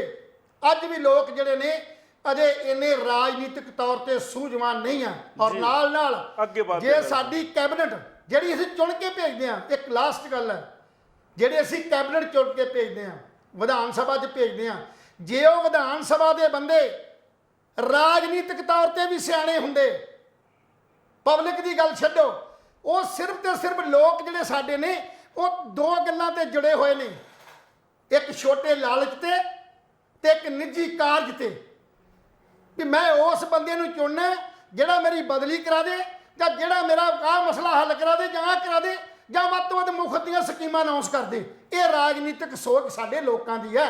ਜਦ ਤੱਕ ਅਸੀਂ ਰਾਜਸੀ ਸੋਚ ਨੂੰ ਬਦਲਦੇ ਨਹੀਂ ਤਦ ਤੱਕ ਇਹ ਚੋਣਾਂ ਦੇ ਦੌਰਾਨ ਜਿੰਨੇ ਮਰਜ਼ੀ ਬਦਲੀ ਜਾਓ ਕੋਈ ਫਾਇਦਾ ਨਹੀਂ। ਔਰ ਦੂਸਰੀ ਗੱਲ ਜਿਹੜੀ ਜੇ ਰਾਜਨੀਤਿਕ ਸੋਚ ਦੀ ਤਾਂ ਗੱਲ ਕੀਤੀ ਹੈ, ਜੇ ਰਾਜਨੀਤਿਕ ਸੋਚ 'ਚ ਸਾਡੇ ਵਿਧਾਨਕਾਰ ਸਾਡੇ ਐਮਐਲਏ ਸਿਆਣੇ ਹੁੰਦੇ ਤੇ ਅੱਜ ਕਦੇ ਵੀ ਆਪਣੀ ਇਹ ਗੱਲ ਨੂੰ ਮਨਾਉਣ ਲਈ ਜਦੋਂ ਕਿ ਅਸੀਂ 4 ਸਾਲ ਤੋਂ ਰੌਲਾ ਪਾ ਰਹੇ ਸੀ ਵੀ ਇੱਕ ਵਿਧਾਇਕ ਇੱਕ ਪੈਨਸ਼ਨ ਦੀ ਗੱਲ ਕੀਤੀ ਸੀ ਅਸੀਂ, ਉਹ ਇਸ ਕਰਕੇ ਕੀਤੀ ਸੀ ਰਾਜਨੀਤਿਕ ਪੱਧਰ ਦੇ ਉੱਤੇ ਸੋਚ ਦੇ ਉੱਤੇ। ਜੀ ਬਲੈਰ ਸਾਹਿਬ ਪਰ ਕੀ ਹੋਇਆ, ਇਹ ਅਗਲੇ ਸਵਾਲ ਤੇ ਮੈਂ ਅਗਲੇ ਦਊਂਗਾ ਜਵਾਬ, ਉਹ ਇਸ ਕਰਕੇ ਹੋਇਆ ਕਿ ਜੇ ਪਾਸ ਨਹੀਂ ਕੀਤਾ ਆਰਡੀਨੈਂਸ ਤਾਂ ਇਹਦਾ ਕਾਰਨ ਰਾਜਨੀਤਿਕ ਸੋਚ 'ਚ ਕਮੀ ਸੀ, ਸਿਆਣਪ ਨਹੀਂ ਸੀ। ਇਹ ਸਿਆਣਪ ਮੈਂ ਇਸ ਵੇਲੇ ਪਹਿਲਾਂ ਵੀ ਗੱਲ ਕਹੀ ਸੀ ਵੀ ਸਾਨੂੰ ਸਭ ਤੋਂ ਪਹਿਲਾਂ ਇਸ ਇਸ਼ੂ ਨੂੰ ਵਿਧਾਨ ਸਭਾ 'ਚ ਲੈ ਕੇ ਜਾਣਾ ਪਏਗਾ, ਬਿੱਲ ਪਾਸ ਕਰਾਉਣਾ ਪਏਗਾ, ਬਿੱਲ ਪਾਸ ਕਰਾਉਣ ਤੋਂ ਬਾਅਦ ਫਿਰ ਜਾ ਕੇ ਜਿਹੜਾ ਆਰਡੀਨੈਂਸ ਜਿਹੜਾ ਪਾਸ ਕਰਾਉਣ ਵਾਸਤੇ ਰਾਜਪਾਲ ਕੋ ਜਾਏਗਾ। ਪਰ ਉਸ ਵੇਲੇ ਕਾਹਲੀ ਇਸ ਕਰਕੇ ਕੀਤੀ ਜਾਂਦੀ ਹੈ ਕਿ ਜਦੋਂ ਕਿਸੇ ਚੀਜ਼ ਦਾ ਗਿਆਨ ਨਾ ਹੋਣਾ, ਸਮਝਦਾਰੀ ਨਾ ਹੋਣਾ, ਰਾਜਨੀਤਿਕ ਤੌਰ ਤੇ ਘਾਟ ਹੋਣੀ, ਕਚਿਆਈ ਹੋਣੀ, ਕਚਿਆਈ ਕਰਕੇ ਹੀ ਅਸੀਂ ਅੱਜ ਜਿਹੜੇ ਨੇ ਆਪਾਂ ਗਲਤ ਬੰਦਿਆਂ ਨੂੰ ਚੁਣ ਕੇ ਵਿਧਾਨ ਸਭਾ, ਰਾਜ ਸਭਾ ਜਾਂ ਹੋਰਨਾਂ ਥਾਵਾਂ ਤੇ ਲੈ ਜਾਂਦੇ ਆ। ਇਹੀ ਸਾਡੀ ਕਮਜ਼ੋਰੀ ਹੈ। ਸੋ ਆਉਣ ਵਾਲੇ ਸਮੇਂ 'ਚ ਅਸੀਂ ਚਾਹੁੰਦੇ ਹਾਂ ਸਾਰੀਆਂ ਰਾਜਸੀ ਪਾਰਟੀਆਂ ਨੂੰ ਉਹ ਬੰਦੇ ਅੱਗੇ ਲਾਓ, ਉਹ ਬੰਦਿਆਂ ਨੂੰ ਅੱਗੇ ਲੈ ਕੇ ਆਓ ਜਿਹੜੇ ਰਾਜਨੀਤਿਕ ਤੌਰ ਤੇ ਵੀ ਸੂਝ ਤੇ ਸਿਆਣਪ ਰੱਖਦੇ ਹੋਣ, ਜਿਹੜੀ ਸਾਡੇ ਪੰਜਾਬ ਦੀ ਗੱਲ ਨੂੰ ਵਿਧਾਨ ਸਭਾ, ਰਾਜ ਸਭਾ ਜਾਂ ਲੋਕ ਸਭਾ 'ਚ ਰੱਖ ਸਕਦੇ ਹੋਣ। ਸੋ ਆਉਣ ਵਾਲੇ ਸਮੇਂ 'ਚ ਜੇ ਆਮ ਆਦਮੀ ਪਾਰਟੀ ਨੇ ਇਸੇ ਤਰ੍ਹਾਂ ਦਾ ਆਪਣਾ ਕਿਰਦਾਰ ਰੱਖਿਆ, ਸਿਰਫ ਇੱਕ ਗੱਲ ਨੂੰ ਛੱਡ ਕੇ ਰਾਜਨੀਤਿਕ ਤੌਰ ਤੇ ਜਿਵੇਂ ਦਾ ਥੱਲੇ ਇਹ ਪ੍ਰਭਾਵ ਦਿੱਤਾ ਗਿਆ ਜਾਂ ਲੋਕ ਜਿਹੜੇ ਇੱਥੇ ਟਿੱਪਣਾ ਟਿੱਪਣੀ ਕਰ ਰਹੇ ਨੇ ਜਾਂ ਅੰਦਰ ਉਹਨਾਂ ਨੂੰ ਡਰ ਪੈਦਾ ਹੋ ਗਿਆ ਉਹਨਾਂ ਦੇ ਵਿਧਾਨਕਾਰਾਂ ਨੂੰ ਐਮਐਲਏ ਨੂੰ ਵੀ ਸਾਡਾ ਕੀ ਬਣੇਗਾ ਕਿ ਅਸੀਂ ਤੇ ਆਏ ਤੇ ਇਸ ਕਰਕੇ ਸੀ ਵੀ ਕੁਝ ਆਪਣੀ ਜ਼ਿੰਦਗੀ ਦੇ ਪਲ ਜਿਹੜੇ ਆ ਵਧੀਆ ਹੰਡਾਵਾਂਗੇ ਪਰ ਇਹ ਤੇ ਸਾਨੂੰ ਖਾਣਾ ਪੈ ਗਿਆ ਸੋ ਇਸ ਕਰਕੇ ਇੱਕ ਗੱਲ ਸਪਸ਼ਟ ਹੈ ਇਹਦੇ ਆਧਾਰ ਤੇ ਚੋਣਾਂ ਲੜ ਲੈਣਾ ਮੇਰਾ ਖਿਆਲ ਆਉਣ ਵਾਲੇ ਸਮੇਂ 'ਚ ਭਗਵੰਤ ਮਾਨ ਨੂੰ ਫੂਕ ਫੂਕ ਕੇ ਪੈਰ ਰੱਖਣਾ ਪਏਗਾ ਨਾ ਕਿ ਕੇਜਰੀਵਾਲ ਦੀ ਕਹੇ ਅਨੁਸਾਰ ਪੰਜਾਬ ਨੂੰ ਚਲਾਇਆ ਜਾਏਗਾ ਤਾਂ ਉਹ ਪੰਜਾਬ ਤੋਂ ਆਮ ਆਦਮੀ ਪਾਰਟੀ ਸੰਗਰੂਰ ਤੋਂ ਹਰੇਗੀ ਜੇ ਨਿੱਜੀ ਤੌਰ ਤੇ ਆਪਣੀ ਸੋਚ ਸਮਝ ਤੇ 92 ਐਮਐਲਏਆਂ ਦੀ ਸੋਚ ਦੇ ਨਾਲ ਸਮਝ ਕਰਕੇ ਕਿਸੇ ਵੀ ਫੈਸਲੇ ਨੂੰ ਲਾਗੂ ਕਰਦੇ ਨੇ ਤੇ ਆਉਣ ਵਾਲੇ ਸਮੇਂ 'ਚ ਆਮ ਆਦਮੀ ਪਾਰਟੀ ਦੀ ਸੰਗਰੂਰ ਦੀ ਸੀਟ ਪੱਕੀ ਹੋ ਜਾਂਦੀ ਹੈ ਜੀ ਬਿਲਕੁਲ ਜੀ ਲਹਿਲ ਸਾਹਿਬ ਨੇ ਮੇਰਾ ਸਵਾਲ ਸੀ ਉਹ ਸਵਾਲ ਮੈਨੂੰ ਕਰ ਨਹੀਂ ਦਿੱਤਾ ਵਿੱਚੇ ਲਹਿਲ ਸਾਹਿਬ ਨੇ ਉਹ ਸੰਗਰੂਰ ਦੇ ਨਾਲ ਉਹ ਪੈਨਸ਼ਨਾਂ ਜੋੜਦੀਆਂ ਖੈਰ ਮੈਨੂੰ ਸਵਾਲ ਕਰ ਲੈਣ ਦਿਆ ਕਰੋ ਉਹ ਜ਼ਿਆਦਾ ਨਜ਼ਾਰਾ ਆਉਂਦਾ ਫਿਰ ਮੈਂ ਰਹਿ ਜਾਂਦਾ ਸੋ ਕਹਿਣ ਦਾ ਮਤਲਬ ਮੇਰਾ ਇਹ ਹੈ ਕਿ ਭਗਵੰਤ ਮਾਨ ਸਾਹਿਬ ਐਸੀ ਗੱਲ ਨਹੀਂ ਕਿ ਫੈਸਲੇ ਗਲਤ ਲੈ ਰਹੇ ਨੇ ਫੈਸਲੇ ਸਹੀ ਲੈ ਰਹੇ ਨੇ ਲੇਕਿਨ ਜਿਹੜੇ ਜਲਦੀ ਨਾਲ ਜਿਸ ਤਰ੍ਹਾਂ ਲਹਿਲ ਸਾਹਿਬ ਨੇ ਕਿਹਾ ਕਿ ਸਪੀਡ ਨਾਲ ਫੈਸਲੇ ਲਏ ਜਾ ਰਹੇ ਨੇ ਜਿਵੇਂ ਆਪਾਂ ਨੂੰ ਹੁਣ ਵਿਧਾਇਕਾਂ ਦੀ ਪੈਨਸ਼ਨ ਬੰਦ ਕਰਤੀ ਕੋਈ ਸਰਕੂਲਰ ਜਾਰੀ ਨਹੀਂ ਕੀਤਾ ਕੋਈ ਇੱਥੇ ਮੀਟਿੰਗ ਨਹੀਂ ਬੁਲਾਈ ਕੋਈ ਸੈਸ਼ਨ ਨਹੀਂ ਬੁਲਾਇਆ ਜਾਂ ਕੋਈ ਬਿੱਲ ਪਾਸ ਨਹੀਂ ਕੀਤਾ ਖੈਰ ਭਗਵੰਤ ਮਾਨ ਸਾਹਿਬ ਦੀ ਗਲਤੀ ਹੈ ਇਹਦੇ ਵਿੱਚ ਕਿਉਂਕਿ ਇੱਕ ਪੈਨਸ਼ਨ ਇੱਕ ਵਿਧਾਇਕ ਅਸੀਂ ਵੀ ਇਸ ਗੱਲ ਨਾਲ ਸਹਿਮਤ ਹਾਂ ਵੀ ਇੱਕ ਵਿਧਾਇਕ ਨੂੰ ਇੱਕ ਪੈਨਸ਼ਨ ਮਿਲਣੀ ਚਾਹੀਦੀ ਹੈ ਅਸੀਂ ਤਾਂ ਇਹ ਵੀ ਕਹਿੰਦੇ ਕਿ ਉਹ ਵੀ ਨਹੀਂ ਮਿਲਣੀ ਚਾਹੀਦੀ ਕਿ ਕਿਉਂ ਮਿਲੇ ਪੈਨਸ਼ਨ ਕਿਉਂਕਿ ਉਹ ਲੋਕਾਂ ਦੇ ਜਿਤਾਏ ਹੋਏ ਨੇ ਉਹ ਲੋਕਾਂ ਦੇ ਸੇਵਾਦਾਰ ਨੇ ਔਰ ਸੇਵਾਦਾਰ ਨੂੰ ਕਦੇ ਪੈਨਸ਼ਨ ਨਹੀਂ ਮਿਲਦੀ ਸੇਵਾਦਾਰ ਤਾਂ ਫਿਰ ਹੁਣ ਆਂਗਣਵਾੜੀ ਵਰਕਰ ਵੀ ਹੈਗੇ ਨੇ ਜਿਹੜੇ ਵਿਚਾਰੇ ਧੱਕੇ ਖਾਂਦੇ ਫਿਰਦੇ ਨੇ ਉਹ ਵਿਚਾਰੀਆਂ ਬੀਬੀਆਂ ਸੜਕਾਂ 'ਤੇ ਤੁਰੀਆਂ ਫਿਰਦੀਆਂ ਮਿਡ ਡੇ ਮੀਲ ਵਾਲੇ ਨੇ ਉਹ ਸੜਕਾਂ 'ਤੇ ਧੱਕੇ ਖਾਂਦੇ ਫਿਰਦੇ ਨੇ ਉਹ ਕਰੋਨਾ ਵੈਰੀਅਰਸ ਨਰਸਾਂ ਨੇ ਪੈਰਾਮੈਡੀਕਲ ਸਟਾਫ ਹੈ ਉਹ ਡਾਂਗਾ ਖਾਂਦੇ ਫਿਰਦੇ ਨੇ ਹੁਣ ਜੇ ਸਿੱਖਿਆ ਮੰਤਰੀ ਅਮਨ ਹੇਅਰ ਦੀ ਕੋਠੀ ਦੇ ਬਾਹਰ ਪ੍ਰਦਰਸ਼ਨ ਕਰ ਰਹੇ ਟੀਚਰ ਉਹ ਧੱਕਾ ਮੁੱਕੀ ਹੋ ਕੇ ਹਟੇ ਨੇ ਉਹਨਾਂ ਦੀਆਂ ਪੱਗਾਂ ਲਾਈਆਂ ਨੇ ਭਗਵੰਤ ਮਾਨ ਸਾਹਿਬ ਨੇ ਸਰਕਾਰ ਬਣਨ ਤੋਂ ਪਹਿਲਾਂ ਇਹ 2-3 ਗੱਲਾਂ ਵਿਅੰਗ ਦੇ ਰੂਪ 'ਚ ਕਹੀਆਂ ਸੀ ਵੀ ਟੈਂਕੀਆਂ ਪਾਣੀ ਭਰਨ ਵਾਸਤੇ ਹੁੰਦੀਆਂ ਨੇ ਟੀਚਰ ਸਕੂਲਾਂ ਵਿੱਚ ਚੰਗੇ ਲੱਗਦੇ ਨੇ ਜਿਹੜੇ ਮੁਲਾਜ਼ਮ ਨੇ ਉਹ ਦਫ਼ਤਰਾਂ ਵਿੱਚ ਚੰਗੇ ਲੱਗਦੇ ਨੇ ਔਰ ਜਦੋਂ ਸਾਡੀ ਸਰਕਾਰ ਆਊਗੀ ਤਾਂ ਕੋਈ ਟੈਂਕੀਆਂ ਤੇ ਨਹੀਂ ਚੜੂਗਾ ਟੈਂਕੀਆਂ ਤੇ ਵੀ ਚੜ੍ਹ ਗਏ ਕੌਣ ਚੜ੍ਹੇ ਸੀ ਜਿਹੜੇ ਪੰਜਾਬ ਪੁਲਿਸ ਦੀ ਟ੍ਰੇਨਿੰਗ ਰੰਗ ਰੂਟ ਕਰਕੇ ਟ੍ਰੇਨਿੰਗ ਕਰਕੇ ਆਏ ਨੇ ਉਹਨਾਂ ਨੂੰ ਹਾਲੇ ਤੱਕ ਅਪਾਇੰਟਮੈਂਟ ਲੈਟਰ ਹੀ ਨਹੀਂ ਮਿਲੇ ਉਹ ਕਈ ਸਾਲਾਂ ਤੋਂ ਉਹਨਾਂ ਦੀ ਉਮਰ ਵੀ ਵੱਧ ਗਈ ਉਹ ਟੈਂਕੀਆਂ ਤੇ ਵੀ ਚੜ੍ਹ ਚੁੱਕੇ ਨੇ ਇਹ ਕਹਿੰਦੇ ਸੀ ਵੀ ਟੀਚਰ ਜਿਹੜੇ ਨੇ ਉਹ ਧਰਨਿਆਂ 'ਚ ਚੰਗੇ ਨਹੀਂ ਲੱਗਦੇ ਟੀਚਰ ਸਕੂਲਾਂ 'ਚ ਚੰਗੇ ਲੱਗਦੇ ਨੇ ਟੀਚਰ ਵੀ ਹੁਣ ਧਰਨਿਆਂ 'ਤੇ ਬੈਠੇ ਨੇ ਉਹ ਲੱਤੋਂ ਮੁੱਕੀ ਹੋਏ ਪਏ ਨੇ ਹੈਲਥ ਵਾਲੇ ਉਹ ਹੜਤਾਲ 'ਤੇ ਬੈਠੇ ਨੇ ਹੈਲਥ ਸੇਵਾਵਾਂ ਪ੍ਰਭਾਵਿਤ ਹੋ ਰਹੀਆਂ ਨੇ 108 ਐਂਬੂਲੈਂਸ ਉਹ ਪ੍ਰਭਾਵਿਤ ਹੋ ਰਹੀ ਹੈ ਪੰਜਾਬ ਰੋਡਵੇਜ਼ ਬੱਸ ਪਨਕੌਮ ਉਹਨਾਂ ਬੱਸਾਂ ਨੂੰ ਡੀਜ਼ਲ ਨਹੀਂ ਮਿਲ ਰਿਹਾ ਉਹ ਬੱਸਾਂ ਦਾ ਚੱਕਾ ਜਾਮ ਹੋਇਆ ਪਿਆ ਜਿਨ੍ਹਾਂ ਨੂੰ ਡੀਜ਼ਲ ਮਿਲ ਰਿਹਾ ਉਹਨਾਂ ਕੋਲ ਡਰਾਈਵਰ ਹੈ ਨਹੀਂ ਕਿਉਂਕਿ ਸਟਾਫ ਦੀ ਬਹੁਤ ਕਮੀ ਹੈ ਭਗਵੰਤ ਮਾਨ ਸਾਹਿਬ ਨੂੰ ਬਹੁਤ ਕੁਝ ਕਰਨਾ ਪੈਣਾ ਇਕੱਲੇ ਇੱਦਾਂ ਦੀ ਗੱਲ ਨਹੀਂ ਹੈ ਹੁਣ ਲਾਲਜੀਤ ਸਿੰਘ ਜਿਹੜੇ ਜੇਲ੍ਹ ਮੰਤਰੀ ਨੇ ਉਹ ਗੱਲ ਕਹਿ ਰਹੇ ਨੇ ਅਸੀਂ ਜਦੋਂ ਦੇ ਮੰਤਰੀ ਬਣੇ ਅਸੀਂ ਜੇਲ੍ਹਾਂ ਨੂੰ ਇੰਨਾ ਕੁ ਵਧੀਆ ਬਣਾ ਦਿਆਂਗੇ ਕਿ ਉੱਥੇ ਕੋਈ ਵੀ ਨਸ਼ਾ ਮੋਬਾਈਲ ਨਹੀਂ ਮਿਲੂਗਾ ਲੇਕਿਨ ਫਰੀਦਕੋਟ ਦੀ ਜੇਲ੍ਹ ਦੇ ਵਿੱਚ ਨਸ਼ਾ ਮੋਬਾਈਲ ਮਿਲੇ ਜੇਲ੍ਹ ਸੁਪਰਡੈਂਟ ਸਸਪੈਂਡ ਕਰਤਾ ਹੋਰ ਬੰਦਿਆਂ ਤੇ ਕਾਰਵਾਈ ਕਰਨ ਦੇ ਹੁਕਮ ਕਰਤੇ ਹੁਕਮ ਜਾਰੀ ਕਰਨ ਤੋਂ ਬਾਅਦ ਫਿਰ ਉਸ ਫਰੀਦਕੋਟ ਦੀ ਜੇਲ੍ਹ ਵਿੱਚ ਮੋਬਾਈਲ ਮਿਲ ਗਏ ਹੁਣ ਤੁਸੀਂ ਵੇਖੋ ਕਿ ਇਹੋ ਜਿਹੇ ਕਿਹੜੇ ਲੋਕ ਨੇ ਜਿਹੜੇ ਸ਼ਾਮਲ ਨੇ ਹੁਣ ਸਰਕਾਰ ਤਾਂ ਦੇਖੋ ਮੋਬਾਈਲ ਪਹੁੰਚਾਉਣ ਰਹੀ ਜੇ ਆਪਾਂ ਕਹਿ ਦਈਏ ਵੀ ਸਰਕਾਰ ਦਾ ਕੋਈ ਮੰਤਰੀ ਦੇ ਹੈ ਇੱਦਾਂ ਕਦੇ ਹੋ ਨਹੀਂ ਸਕਦਾ ਇਹ ਗੱਲ ਕਹਿਣਾ ਵੀ ਬੇਵਕੂਫੀ ਹੈ ਕੋਈ ਤਾਂ ਸੁਸਰੀ ਹੈ ਕੋਈ ਤਾਂ ਇਹੋ ਜਿਹਾ ਗੰਦਾ ਕੀੜਾ ਹੈ ਜਿਹੜਾ ਪੰਜਾਬ ਨੂੰ ਕੁਣ ਵਾਂਗੂ ਖਾ ਰਿਹਾ ਕਦੇ ਗੈਂਗਸਟਰ ਵੱਧ ਜਾਂਦੇ ਨੇ ਕਦੇ ਨਸ਼ਾ ਚਿੱਟੇ ਦੇ ਨਾਲ ਕੱਲ ਮੋਗਾ ਦੇ ਵਿੱਚ ਪਿੰਡ ਪੰਡੋਰੀਆ ਮੋਗਾ ਦੇ ਵਿੱਚ ਕਿੰਨੇ ਸਾਲ ਦਾ ਬੱਚਾ ਮਰਿਆ ਹੋਣਾ ਚਿੱਟੇ ਦੇ ਨਾਲ 14 ਸਾਲ ਦਾ 14 ਸਾਲ ਦਾ ਬੱਚਾ ਚਿੱਟੇ ਦਾ ਆਦੀ ਹੋ ਗਿਆ ਉਹਨੂੰ 14 ਸਾਲ ਦੇ ਬੱਚੇ ਨੂੰ ਕਿਹੜੀ ਟੈਨਸ਼ਨ ਸੀ 14 ਸਾਲ ਦਾ ਬੱਚਾ ਤਾਂ ਮਾਂ-ਬਾਪ ਦੇ ਉੱਪਰ ਡਿਪੈਂਡ ਹੁੰਦਾ ਹੈ ਲਹਿਲ ਸਾਹਿਬ 14 ਸਾਲ ਦੇ ਬੱਚੇ ਨੂੰ ਤਾਂ ਸਕੂਲ ਜਾਂਦਾ ਬੱਚਾ ਉਹਨੂੰ ਤਾਂ ਕੋਈ ਟੈਨਸ਼ਨ ਹੀ ਨਹੀਂ ਹੁੰਦੀ ਨਾ ਕਮਾਈ ਦੀ ਉਹ ਸਿਰਫ ਖਾਂਦਾ ਮਾਂ-ਬਾਪ ਤੋਂ ਔਰ 14 ਸਾਲ ਦਾ ਬੱਚਾ ਚਿੱਟੇ ਦਾ ਨਸ਼ਾ ਕਰ ਰਿਹਾ ਹੈ 13 ਸਾਲ ਦੇ 12-13 ਸਾਲ ਦੇ ਬੱਚੇ ਪਰਸੋਂ ਇੱਕ ਵੀਡੀਓ ਅਸੀਂ ਨਸ਼ਰ ਕੀਤਾ ਸੀ ਆਪਣੇ ਟੀਵੀ ਚੈਨਲ ਤੇ ਉਹ ਸ਼ਰਾਬ ਦੇ ਠੇਕੇ ਤੇ ਕੰਮ ਕਰ ਰਹੇ ਨੇ ਬੱਚੇ ਨਿੱਕੇ ਨਿੱਕੇ ਉੱਥੇ ਸ਼ਰਾਬ ਵੇਚ ਰਹੇ ਨੇ ਇਹ ਪੰਜਾਬ ਦੇ ਹਾਲਾਤ ਨੇ ਇਹ ਪੰਜਾਬ ਦੇ ਮੰਤਰੀ, ਇਹ ਪੰਜਾਬ ਦੇ ਸੰਤਰੀ, ਇਹ ਅਸੀਂ ਇਸ ਗੱਲ ਤੇ ਸ਼ੱਕ ਨਹੀਂ ਕਰ ਰਹੇ ਕਿ ਪੰਜਾਬ ਸਰਕਾਰ ਕੰਮ ਨਹੀਂ ਕਰ ਰਹੀ ਹੈ। ਅਸੀਂ ਪੁਲਿਸ ਤੇ ਵੀ ਸ਼ੱਕ ਨਹੀਂ ਕਰਦੇ ਕਿ ਪੁਲਿਸ ਕੰਮ ਨਹੀਂ ਕਰ ਰਹੀ। ਪਰ ਮੈਂ ਇੱਕ ਗੱਲ ਜ਼ਰੂਰ ਕਹੂੰਗਾ ਪੁਲਿਸ ਦੇ ਆਲਾ ਅਧਿਕਾਰੀਆਂ ਨੂੰ ਕਿ ਤੁਹਾਡੀ ਪੰਜਾਬ ਪੁਲਿਸ ਦੇ ਡਿਪਾਰਟਮੈਂਟ ਦੇ ਵਿੱਚ ਅਣਗਿਣਤ ਬੰਦੇ ਜਿਹੜੇ ਤਸਕਰਾਂ ਦੇ ਨਾਲ ਮਿਲੇ ਹੋਏ ਨੇ, ਇਹਨੂੰ ਆਇਡੈਂਟੀਫਾਈ ਕਰੋ ਕਿਰਪਾ ਕਰਕੇ, ਉਹਨਾਂ ਤੇ ਕਾਰਵਾਈ ਕਰੋ। ਜਿਹੜੇ ਬੜੇ ਬੜੇ ਸੱਪ ਨੇ ਉਹ ਸੱਪ ਫੜੋ। ਹੁਣ ਡਰੱਗ ਡੀਲਰ ਜਿਹਦਾ ਮਜੀਠੀਏ ਨਾਲ ਤਾਲੁਕਾਤ ਕਿਹਾ ਜਾ ਰਿਹਾ ਸੀ, ਉਹ ਜੇਲ੍ਹ ਦੇ ਵਿੱਚ ਹੈ, ਡੀਐਸਪੀ ਸੀ ਪਹਿਲਾਂ, ਕਹਿੰਦੇ ਚਿੱਟਾ ਵੇਚਦਾ ਜੀ, ਇਹ ਸਿੰਥੈਟਿਕ ਚਿੱਟਾ ਵੇਚਦਾ, ਉਹ ਜੇਲ੍ਹ 'ਚ ਬੰਦ ਹੈ। ਜਗਦੀਸ਼ ਭੋਲਾ, ਉਹਦੇ ਕੋਲੋਂ ਸਮਾਰਟਫੋਨ, ਇੱਦਾਂ ਦਾ ਸਮਾਰਟਫੋਨ ਮਿਲਿਆ ਜੇਲ੍ਹ ਦੇ ਵਿੱਚ। ਹੁਣ ਤੁਸੀਂ ਲਾ ਲਓ ਸਾਹਿਬ ਵੀ ਜੇਲ੍ਹ 'ਚ ਜਦੋਂ ਸਮਾਰਟਫੋਨ ਮਿਲਣਗੇ ਤਾਂ ਕਿੱਦਾਂ ਹੋਊਗਾ, ਕਿੱਦਾਂ ਰੁਕੂ ਜੇਲ੍ਹ? ਕਿਵੇਂ ਆਪਾਂ ਸੁਧਾਰਾਂਗੇ? ਪੰਜਾਬ ਦੇ ਵਿੱਚ ਰੋਜ਼ ਲਹਿਲ ਸਾਹਿਬ ਜੀ, ਮੈਨੂੰ ਇਹ ਲੱਗ ਰਿਹਾ ਕਿ ਪੰਜਾਬ 'ਚ ਰੋਜ਼ 15 ਤੋਂ 20 ਬੰਦੇ ਮਰ ਰਹੇ ਨੇ ਚਿੱਟਾ ਖਾ ਕੇ। ਗਿੱਲ ਸਾਹਿਬ ਗੱਲ ਜ਼ਿਆਦਾ ਮਰ ਰਹੇ ਹੋਣਗੇ, ਪਰ ਮੈਂ ਆਪਣੀ ਗਿਣਤੀ 15 ਤੋਂ 20 ਦੀ ਦੱਸ ਰਿਹਾ। ਔਰ ਜਿਹੜੇ ਨਸ਼ਾ ਛੱਡਣਾ ਚਾਹੁੰਦੇ ਨੇ ਉਹਨਾਂ ਨੂੰ ਦਵਾਈਆਂ ਨਹੀਂ ਮਿਲ ਰਹੀਆਂ ਨਸ਼ਾ ਛਡਾਊ ਕੇਂਦਰਾਂ 'ਚੋਂ।